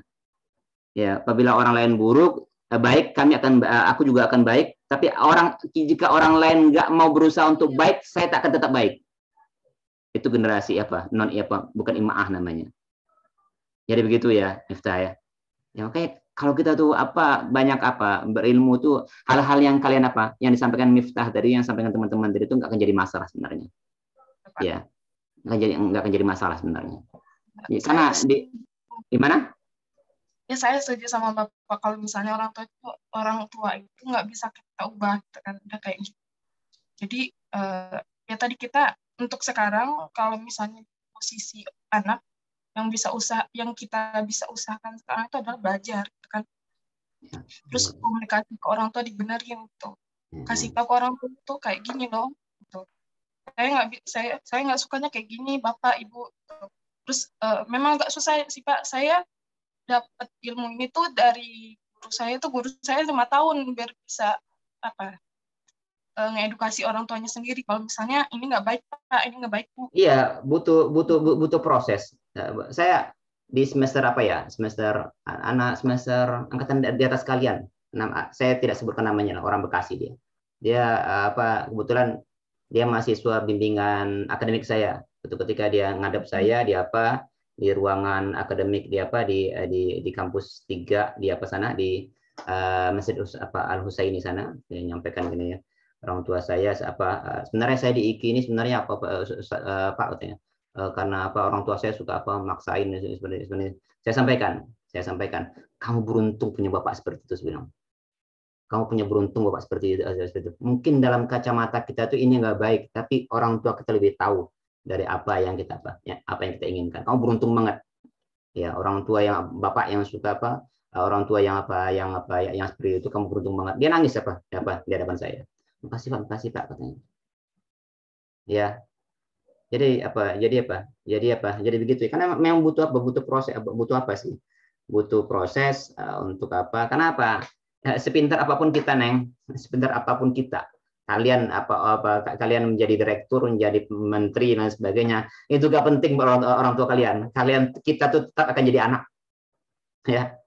Secerdas apapun kita, sepintar apapun kita, jadi kiai, mungkin jadi bunyai, mungkin jadi rektor, mungkin di hadapan orang tua kita tetap jadi anak. Ya, masih akan tetap jadi anak kecil di pandangan orang tua kita. Ya, makanya makanya di banyak ayat tuh Masya Allah tuh sampai seperti wawasainal insana biwalidaini ihsanan ihsan kata Allah Subhanahu wa taala. Kalian buka kalimat wasiat ya. Kalimat wasiat wawasainal insanu dalam Al-Qur'an itu setidaknya ada 4 kali. Dan semuanya menuju kepada orang tua semuanya. Tahu nggak wasiat itu? Wasiat tuh kalau ada orang akan meninggal, kemudian dia berwasiat, itu diucapkan orang yang akan meninggal. Allah Subhanahu wa taala itu sampai meminjamkan kata wasiat seakan-akan itu pesan paling terakhir. Wasiat itu harus dilaksanakan. Orang tua punya wasiat bahwa 1/3 hartanya harus diberikan kepada fakir miskin, itu wajib dilaksanakan oleh anaknya, wajib ahli warisnya. Wajib dilaksanakan. Ya, untuk apa status seperti ini? Wawasainal insana biwalidayhi ihsanan. Ya, sudah wasiat, terus di ujung-ujung ihsanan lagi. Dalam kalimat husnan. Ihsan. Tahu nggak ihsan itu? Nah, tahu nggak ihsan itu? Ihsan itu ada seorang anak diminta oleh bapaknya, oleh ibunya, "Nak, ini tolong taruh telur di atas meja." Ya, anak yang ihsan, dia akan meletakkan yang namanya telur itu di tempat yang aman supaya tidak terjangkau oleh adik yang kecil. Itu ihsan namanya. Tapi kalau anak yang kurang ihsannya, dia yang melaksanakan apa yang diperintah sesuai dengan perintah ibunya saja, dia taruh aja di pinggir meja. Itu enggak ihsan namanya. Itu namanya adil namanya. Nah, yang ihsan, kata-kata ihsan itu seperti itu. Walaupun dikasarin, walaupun diapain, tetap ihsan. Membalas sesuatu yang buruk itu dengan perbuatan yang baik, itu ihsan namanya. Ya, makanya anta budallah ka'annaka taru wa in lam takun taru fa innallaha yaruka, kan gitu kan dalam hadis Jibril itu kan. Menyembah Allah itu dalam keadaan seperti seakan-akan kita melihat Allah, kalaupun kita nggak bisa ngelihat Allah, ya Allah ngelihat kita. Itu ihsan namanya. Ya, anta budallah ka'annaka taru. Ya, makanya kita membahasnya husnus suhbah itu kan apa? Karena banyak sekarang itu ada yang saya jadi aneh aja kalau ada orang mempermasalahkan masalah harta benda terus orang tua diperkarakan. Itu Masya Allah, itu anak terlantar banget, itu durhaka banget itu ya, masalah harta doang. Rasul mengatakan seperti ini, suatu ketika ada seorang anak laki-laki datang kepada Rasulullah SAW mengadukan tentang ayahnya semena-mena ngambil hartanya. Itu muka Rasul langsung memerah, langsung marah Rasul mengatakan seperti ini, anta wa maluka li abika, kau badanmu itu dengan hartamu itu milik bapakmu. Sampai segitu Pak Rasul mengatakan. Kan ngambil harta anak, kita punya harta nih. Tiba-tiba bapaknya ngambil apa? Semena-mena. Rasul mengatakan anta wa maluka li abika. Kau dan hartamu itu milik bapakmu. Ya. Kalau mau bapakmu ngambil seberapa, suka-suka bapakmu. Kalau bapaknya apa ya? Kalau bapak yang apa? Kalau sampai punya bapak kayak bapak yang seperti itu, Rasul mengatakan seperti itu. Ya, jadi begitu ya. Ya, silakan yang lain. Pak, saya mau bertanya, Pak. Ya. Kalau misalkan orang tuanya marah-marah gitu. Maksudnya bapak ibu tuh marah-marah gitu, berantem terus di depan anak gitu. Nah, Itu nggak terus boleh. sikap anak tuh kayak gimana? Maksudnya kita diem aja atau gimana ya gitu? Marah-marahnya kenapa itu? Masalahnya masalah pribadi antara ibu dan antara suami dan istri gitu, tapi nggak tahu gitu.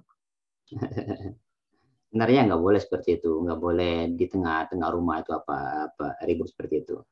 Itulah yang nggak Pak, ya saya sampaikan tadi itu. Semuanya ada ilmunya lah, ya semuanya Pak ada ilmunya. Ya dalam keadaan seperti itu ya tenang dulu, tenang. Ya nanti kalau sudah selesai sudah dingin baru apa. Kalau kebetulan ada yang perlu disampaikan nanti. Orang itu kalau sudah lagi marah itu ya jangan dinasihatin, justru tambah marah dia nanti. Tahan dulu, ada waktunya, cari momen yang tepat. Ya, cari momen yang tepat. Kadang-kadang itu kita itu datang di saat yang tidak tepat. Ya, datang di saat tidak tepat. Sholat subuh dia kebiasaan kunut, tapi giliran di masjid orang yang nggak kunut, dia kunut. Itu dia benar, tapi nggak tepat. Ya, dia benar, tapi nggak tepat. Ya, atau ya dia tidak biasa kunut, terus ngimamin di tempat orang yang pakai kunut, itu nggak boleh. Ya, dia benar, mungkin bacaannya bagus, tapi nggak tepat. Sama satu seperti tadi, tunggu masanya, tunggu waktunya, kalau sudah ada baru bicarakan. Gitu ya. Iya Pak. Silakan yang lain. Silakan yang lain. Mengenai tadi wasiat itu ya, kan kita harus melaksanakan ya, kayak ibarat itu kan pesan terakhir. Nah, gimana kalau orang tua bilang pengen apa, tapi ternyata itu keinginan terakhir, terus udah dipanggil sama Allah, sedangkan kita belum menepatin, Pak. Apakah kita itu dosa atau gimana, Pak? Ya, dosa dong. Tepatin. Apa? Selama tidak maksiat ya. Karena la ta'atu lil makhluqi fi ma'siyatil khaliq ya. Selama itu yang positif, ya tepatin. Ya, itu jadi hutang loh. Wasiat itu wajib dilaksanakan oleh yang diberikan wasiat. Tapi kita nggak tahu tuh wasiat itu cuma ternyata keinginan orang tua, tapi ternyata kita belum bisa menuhin, udah dipanggil orang tua gitu. Ya apa-apanya. Ya, yang namanya wasiat itu walaupun orang tua sudah dipanggil, penuhin. Kamu misalnya sama orang tua, cerita kamu segera menikah ya, orang tuanya tiba-tiba meninggal. Ya laksanakan cepat. Maaf ya, contoh. Terus kalau misalkan kayak utang wasiatnya tuh pengen beli ini, terus belum dibeliin, tapi udah dipanggil, atau itu gimana Pak cara utang bebasin itunya, bayar utangnya? Bayar utangnya ya.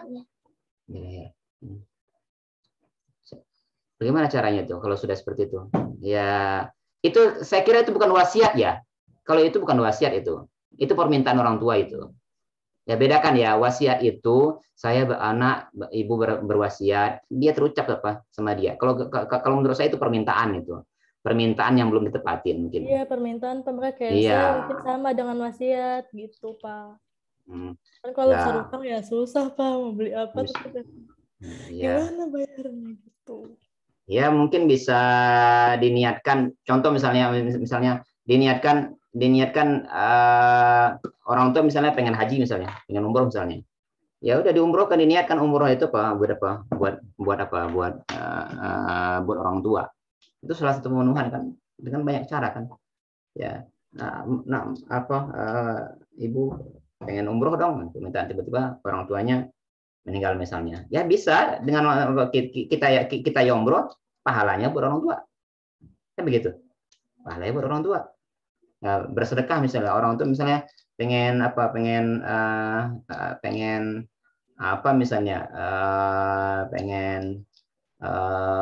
punya ini misalnya, ya bisa ditunaikan dengan cara kita bersedekah buat orang tua. Ya, selama itu masih bisa ya. Silakan yang lain.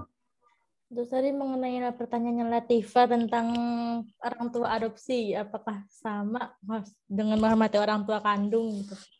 Saya kira kalau dalam rangka menghormati sama lah ya, tapi Kalau dalam soal hak berbeda lah. Ya, dalam hal warisan tentunya nggak dapat. Makanya punya anak adopsi itu dari sejak sedini mungkin itu sudah harus diperkenalkan sama orang tua aslinya. Yang terjadi di masyarakat itu punya anak adopsi, terus status dari keturunan nasab anaknya disimpan itu nggak boleh. Ya, ud'uhum li abaihim huwa aqsatu indallah. Ya nggak boleh mereka itu ya dipanggil dengan nama-nama dirimu, sementara dia itu adalah bukan dari dari anak sendiri. Kalau seseorang coba ya, dilihat Rasul itu ketika belum lagi Rasul itu lahir, bapaknya sudah nggak ada, kan gitu, bapak sudah nggak ada. Nah, ketika umur 6 tahun menjelang ibu wafat, ibunya bawa anaknya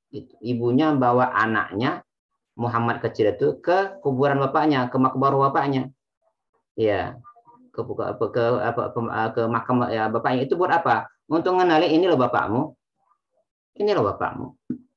Jadi Rasul semenjak kecil itu udah tahu, walaupun nanti pada perjalanannya Rasul dipungut diasuh, diadopsi oleh pamannya.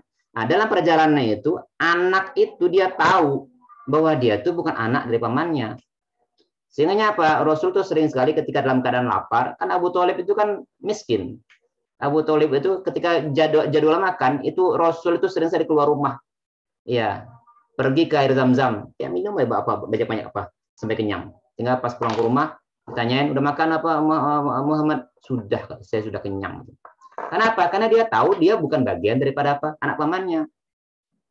Nah itu yang penting harus diapakan.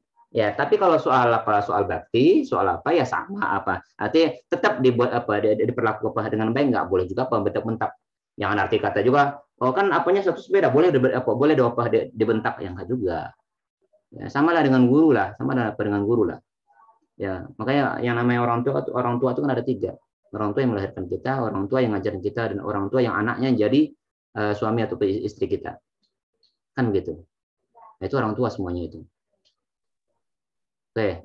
Kalau yang dari panti asuhan gitu kan biasanya orang tua, ada yang orang tuanya nggak diketahui gitu kan Pak? Nah, kecuali kalau benar-benar tidak diketahui, ya itu binnya bin. Ya, ana waliun liman la waliyalah, kata Rasulullah, kata Allah Subhanahu wa taala. Kata Rasul ya. Ya, saya walinya bagi siapa yang tidak punya wali. Tapi jangan coba-coba dibangsakan dengan siapa yang mengadopsinya. Misalnya Muhammad, misalnya siapa ya? Udin, bapak asli itu namanya Yusuf Ucup. Bapak adopsinya namanya Boim. Udin bin Boim itu nggak boleh. Harus tetap Udin bin Yusuf bin Ucup. Harus tetap, nggak boleh dibangsakan.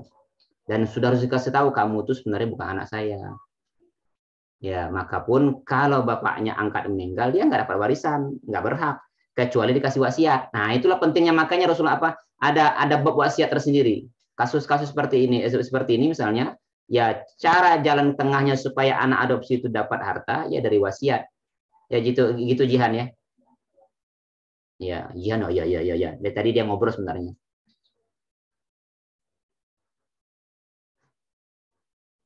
Yuk, silakan yang lain.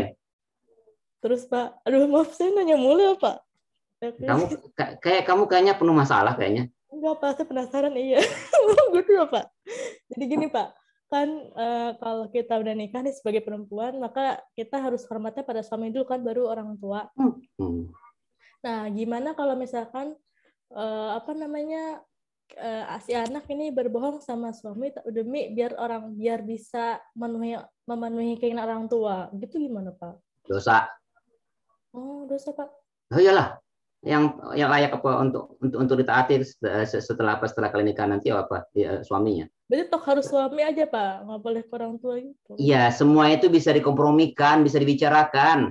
Emang semuanya tuh kan bisa dibicarakan, bisa dimusyawarahkan. Semua itu harus dimusyawarahkan. Semua kan bicarakan baik-baik. Kan semua bisa dibicarakan baik-baik kan? Ya kan? Iya. Memang haknya itu hak suami. Tapi kan semua kan bisa dibicarakan, kan begitu. Kalau dari suami sendiri, kan misalkan suami nih udah punya istri, tapi masih punya orang tua, itu apakah masih tetap harus menghormati orang tua? Oh iya. Maaf ya, kalian harus ridho. Laki-laki itu cinta pertamanya ibunya. Ya, kalian nggak bisa maksakan. Ibu itu segala-galanya apa bagi laki-laki. Ya, laki-laki siapapun selagi dia masih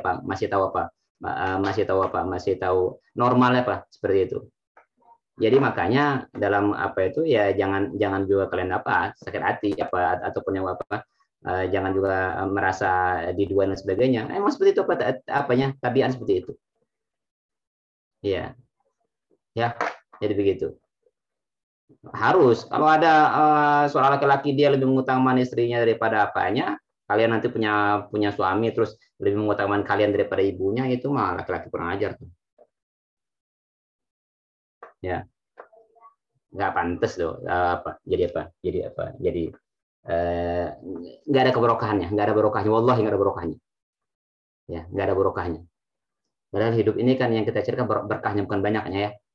Hidup ini yang dicari itu berkahnya, bukan banyaknya. Makanya sahabat itu Rasul mengatakan suatu ketika sahabat datang kepada Rasulullah SAW, ya Rasul, kami ini makan tapi kami nggak kenyang-kenyang ya. Apa kata Rasulullah SAW? Ya, la'allakum tatafarraqun, mungkin cara makan kalian yang salah. Ya, dulu tentang hadis maudhu'i, kalian dosennya siapa ya? Belajar hadis maudhu'i dulu. Saya ya kalau salah ya. Dulu hadis itu semester 3 apa ya? Enggak, dosennya siapa hadis maudhu'i lu? Emang kita pernah ya? Ada ya teman-teman? Ada ya Allah, mata kuliah sendiri aja lupa. Gimana ceritanya kalian? Hadis maudhu'i kan baru sekarang bukan Pak? Oh bukan. Oh iya maaf. Iya benar. Ya, maaf. Nanti ada pembahasan tentang makan. Apa kata Rasulullah SAW? La'allakum tatafarraqun, mungkin cara makan kalian yang salah. Ya, bagaimana cara makan yang salah tuh? Tu'amul wahid yakfi li itsnain, tu'amul itsnain yakfi li arba'. Makan satu orang itu cukup buat 2 orang, makan 2 orang itu cukup buat 4 orang. Ya, makan satu orang itu kalau dimakan berdua itu berkah. Kenyang. Itu yang berkah itu. Iya. Makanya hidup itu bukan yang dicari itu banyaknya, tapi berkahnya. Makanya berapa banyak orang-orang miskin tuh rupanya anaknya jadi semua. Berapa banyak orang kaya anaknya sebagian besarnya nggak jadi karena nggak berkah. Jadi yang cari itu berkahnya. Ya. Banyak kejadian. Orang tua biasa ya petani, tapi anaknya satunya direktur, satunya jadi menteri, satunya jadi satunya jadi ustadz, jadi dan sebagainya. Itu berkah itu. Padahal banyak anak ibunya cuma jualan kue-kue, anaknya jadi semua itu yang berkah itu. Ya, itu yang berkah itu. Jadi begitu ya. Iya, nanti ada pembahasannya di kelompok 8, hadis tentang makan dan minum. Ya, iya, ada nanti pembahasan nanti. Panjang tuh tentang makanan dan minum. Berkah. Ya, banyak. Jadi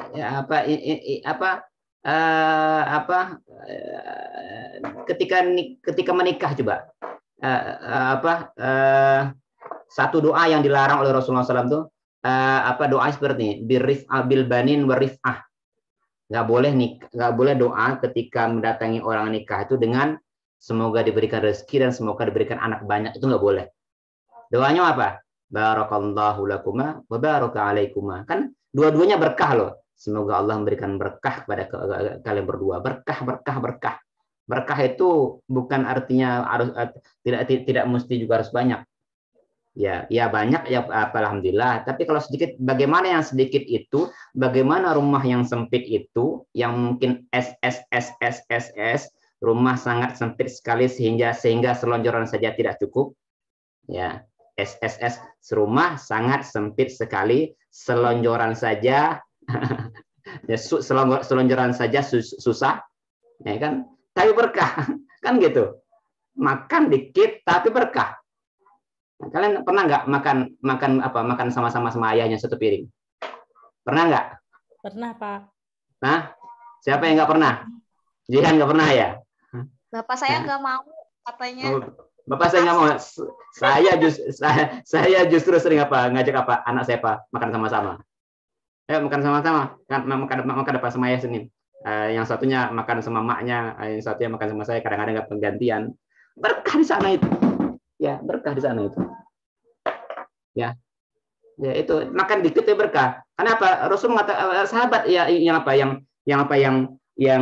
ngeluhkan, ya Rasul kami ini makan tapi kami nggak kenyang-kenyang ya. Makan ini banyak tapi nggak kenyang. Kan ada orang kan habis dia makan Rasul, aku masih lapar ya. Makan lapar. Coba makan sama-sama deh. Saya ingat waktu di pesantren, waktu pesantren saya yang lama waktu di Padang Panjang tuh Sumatera Barat tuh. Ya, kita makan satu piring itu 5 orang. Ya, nambahnya paling cuma sekali, tapi kenyang, Pak. Makan 5 orang tapi kenyang coba. Ya, itu bisa tahan saya malam. Ya. Itu berkah namanya, itu berkah namanya. Itu Rasul ngajarin kita seperti itu. Oke ya. Silakan yang lain. Bapak mau nanya. Ya, ini yang bertanya pemakalah semua ini. Kayaknya pemakalah punya masalah kayaknya. Ya kan, Boleh ya, Bapak Pak? itu menyelesaikan masalah, Bapak. Silakan yang lain. Silakan, Nikmatul Walidain. Bapak mau nanya soal suami istri gitu kan ya? Kamu udah mau nikah ya? Enggak, bukan. Oh, Ada masalah gitu. Oh, kamu punya masalah sama suamimu? Bukan. Oh, bukan. Maksudnya orang lain gitu, Pak. Oh, iya. Jadi kan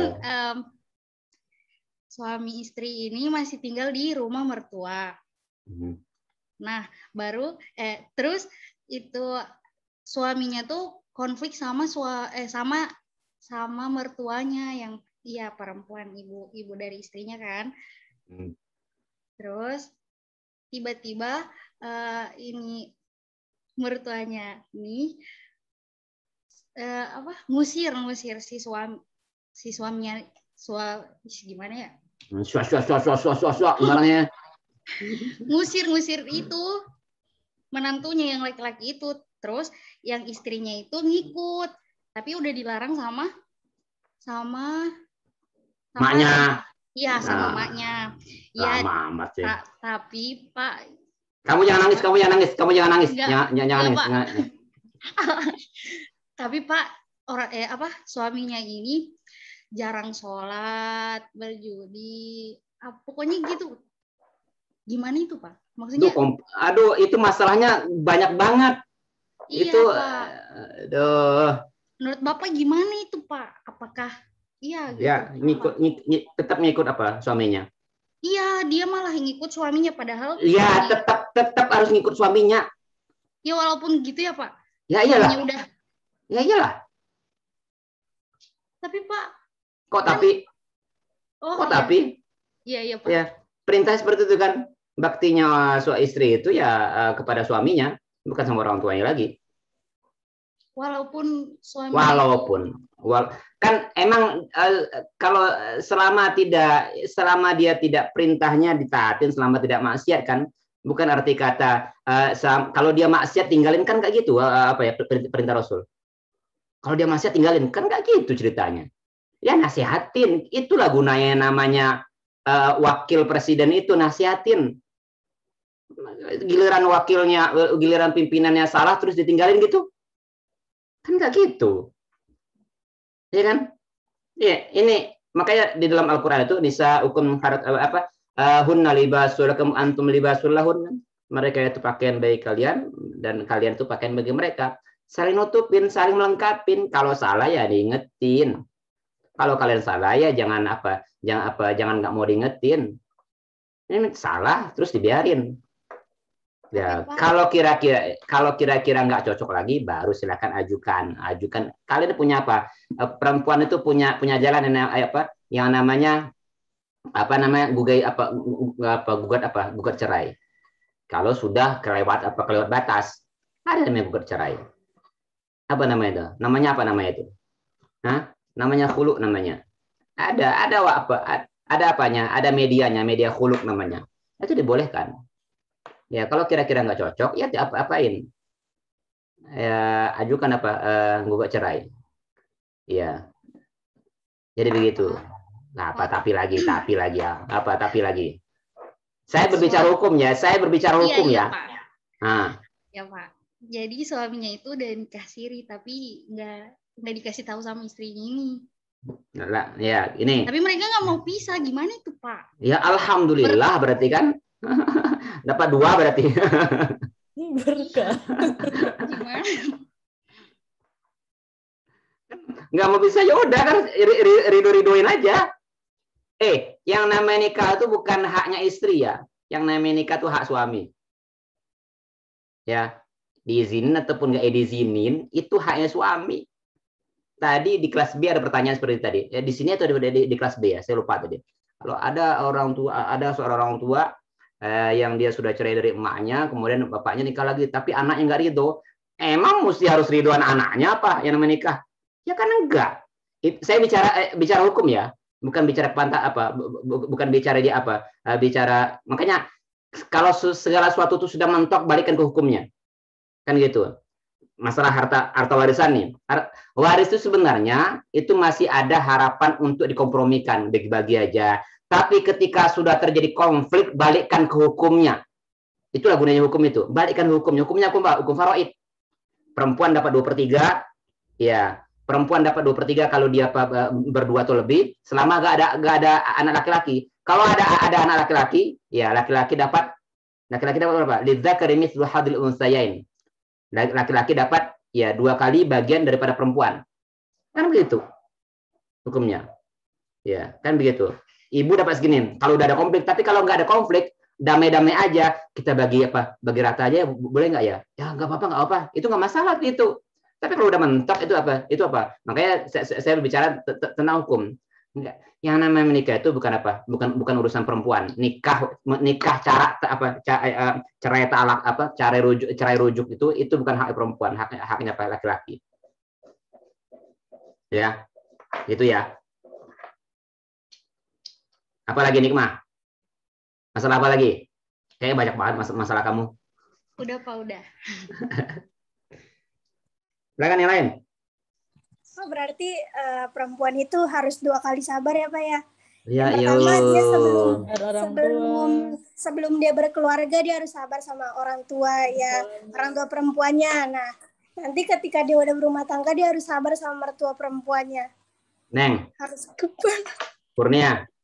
Orang tuamu sudah duluan sabar terhadap dirimu. Masya Allah. Ya. Orang tuamu sudah duluan sabar sekian tahun lamanya menjelang kamu sudah nikah. Ya, sudah duluan sabar.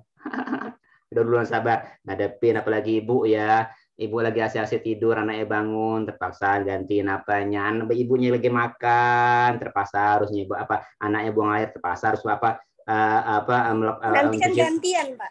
Iya, semuanya kan apa? Tilkal ayyam nudawiluha bainan nas. Kan semuanya gantian lah. Sudah duluan sabar. Kalau ada kalian di sini tuh nggak sabar, ayah kalian tuh sudah sabar menghadapi kalian sejak kalian waktu kecil. Ya, mengadakan sesuatu yang nggak ada, itu bentuk kesabarannya. Jadi kalau ada di sini yang nggak sabar ngadapin orang tuamu terus sudah duluan sabar ngadapin kalian. Ya, gitu loh. Iya. Pak, kan ada ya yang namanya dosa anak terhadap orang tua, ada nggak dosa orang tua terhadap anak? Karena kan kita juga di sini. Oh iya, ada. Menelantarkan, membiarkan, tidak mendidiknya itu dosa orang tua. Hak anak. Orang tua ngasih nama yang jelek buat anaknya itu dosa sekali. Saya tadi sebentar. Saya tadi baca berita ada seorang anak namanya ABCDEFG. Ada ini orang tua apaan coba?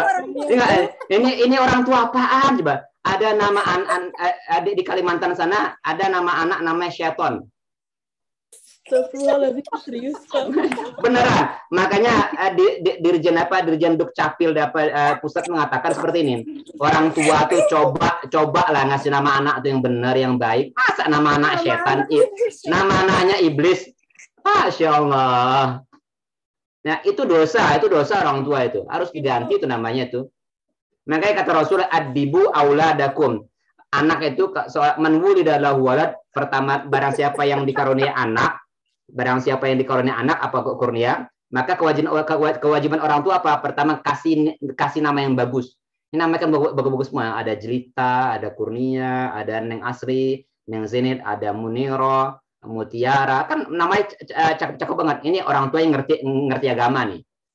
Pasti dia akan mengasihkan nama yang bagus. Tapi kalau ada orang tua ngasih, saya ingat waktu di pesantren ada nama teman saya itu kalau diartikan artinya cacing artinya. Arti beneran, cacing arti apa arti namanya? Sama guru kita itu sama kiai guru kita diganti namanya. Namanya cacing coba. Masya Allah. Ya, itu pertama. Yang kedua, falyuhsin adabau. Falyuhsin isma'u adabau. Ya, dididik anaknya. Kalau nggak dididik, ya itu dosa. Makanya jangan salahkan. Jangan salahkan kalau ada seorang anak yang durhaka karena tidak dididik dari awalnya. Yang ketiga apa? Nikahin. Kalau perempuan kalau udah sampai di masanya dia nikahin. Ya, nikahkan. Kalau nggak dinikahkan, nah itu masalah. Ya, wajib menikahkan. Makanya yang namanya perempuan itu kan ada namanya nikah pertama itu orang tua tuh boleh memaksa anaknya untuk menikah. Namanya wali mujbir namanya kan. Orang tua bapak kalian itu wali mujbir namanya. Ya, boleh memaksakan. Suatu ketika Jihan kan di Banjar sana itu kan masih kan? Ya, dipaksa nikah sama teman anaknya oleh bapaknya. Wajib ngikutin. Itu namanya apa? Bapak wajib boleh memaksa anaknya untuk apa? Ya, hukum itu bapak kita dulu tuh nggak pakai pacaran juga dulunya. Bahagia-bahagia aja tuh lahir juga kamu tuh. Orang-orang zaman dulu tuh nggak ada surat-suratan, ya ketemunya di kamar aja, bahagia-bahagia aja, anaknya 10, anaknya 12 biasa aja tuh. Ya, saya bicara hukum asalnya ya. Saya bicara hukum ya. Jadi begitu. Oke, ada lagi silakan. Kayaknya punya masalah semua dengan bapak ibu kayaknya. Jadi kan konteks sehari-hari orang tua. Ya, bahkan kadang kan ada orang tua yang nggak paham gitu sama arti dari nama itu sendiri. Misalnya namanya Ahnar, mentang-mentang bagus gitu ya, ada karakternya. Bapaknya baca Al-Quran, wah minal munafiqin, wah nih menarik, namanya munafik aja. Nah, makanya itulah pentingnya berilmu teneng. Kalian ya masya apa gimana ya? Ya niatkanlah mencari pasangan nanti yang ngerti. Jangan sampai nggak ngerti, ntar berantem aja. Ya Nafa, sabarin Nafa. Sampaikan dengan santun, wa qul lahu qawlan karima, sabarin. Itu mungkin kadang-kadang apalagi yang di Betawi sudah terbiasa dengan agak ngegas sedikit, ya biasalah, santai aja lah. Kalau sudah itu sebuah kebiasaan, ya anggap itu dari kita yang harus mengerti. Ya terus ya diajak terus orang tuanya belajar terus, sampaikan suatu itu dengan cara dengan cara yang santun lah. Iya Pak, orang tua saya dua-duanya orang Sumatera, yang dimana ya ngegas banget ke Bapak. Sama, saya bukan orang Sumatera, sama lah. Iya. Bisa aja kok. Tapi emang kan dari ngegas itu kadang tuh ada ilmu yang emang nggak pernah kita temuin gitu. Ya. Ada lagi silakan, Habibah. Mana Habibah? Apa Pak? Apa masalahmu lagi? Enggak ada sih Pak. Silakan, masih ada, silakan. 2 menit lagi saya kasih waktu, silakan. Khadijah? Kenapa geleng-geleng kamu? Cukup? Saya kira cukup ya. Silakan baca dalam kitab, ada namanya kitab Adabul Mufrad. Ini menarik untuk dibaca. Adabul Mufrad, terjemahannya sudah ada. Itu kitab adab yang bentuk karangan dalam bentuk hadis. Ya, di samping kitab-kitab adab yang lain, ada Adabul Alim wal Muta'allim, ada Adabud Dunya wad Din, ada kitab kitab-kitab al-akhlaqul banin, ada al-akhlaqul banat. Ini yang punya apa? Punya anak-anak binaan di rumahnya itu jangan hanya sekedar diajarkan alif bata saja, itu ajarkan juga akhlak itu bagaimana berhadapan sama guru, bagaimana berakhlak sama orang tuanya, bagaimana berakhlak dengan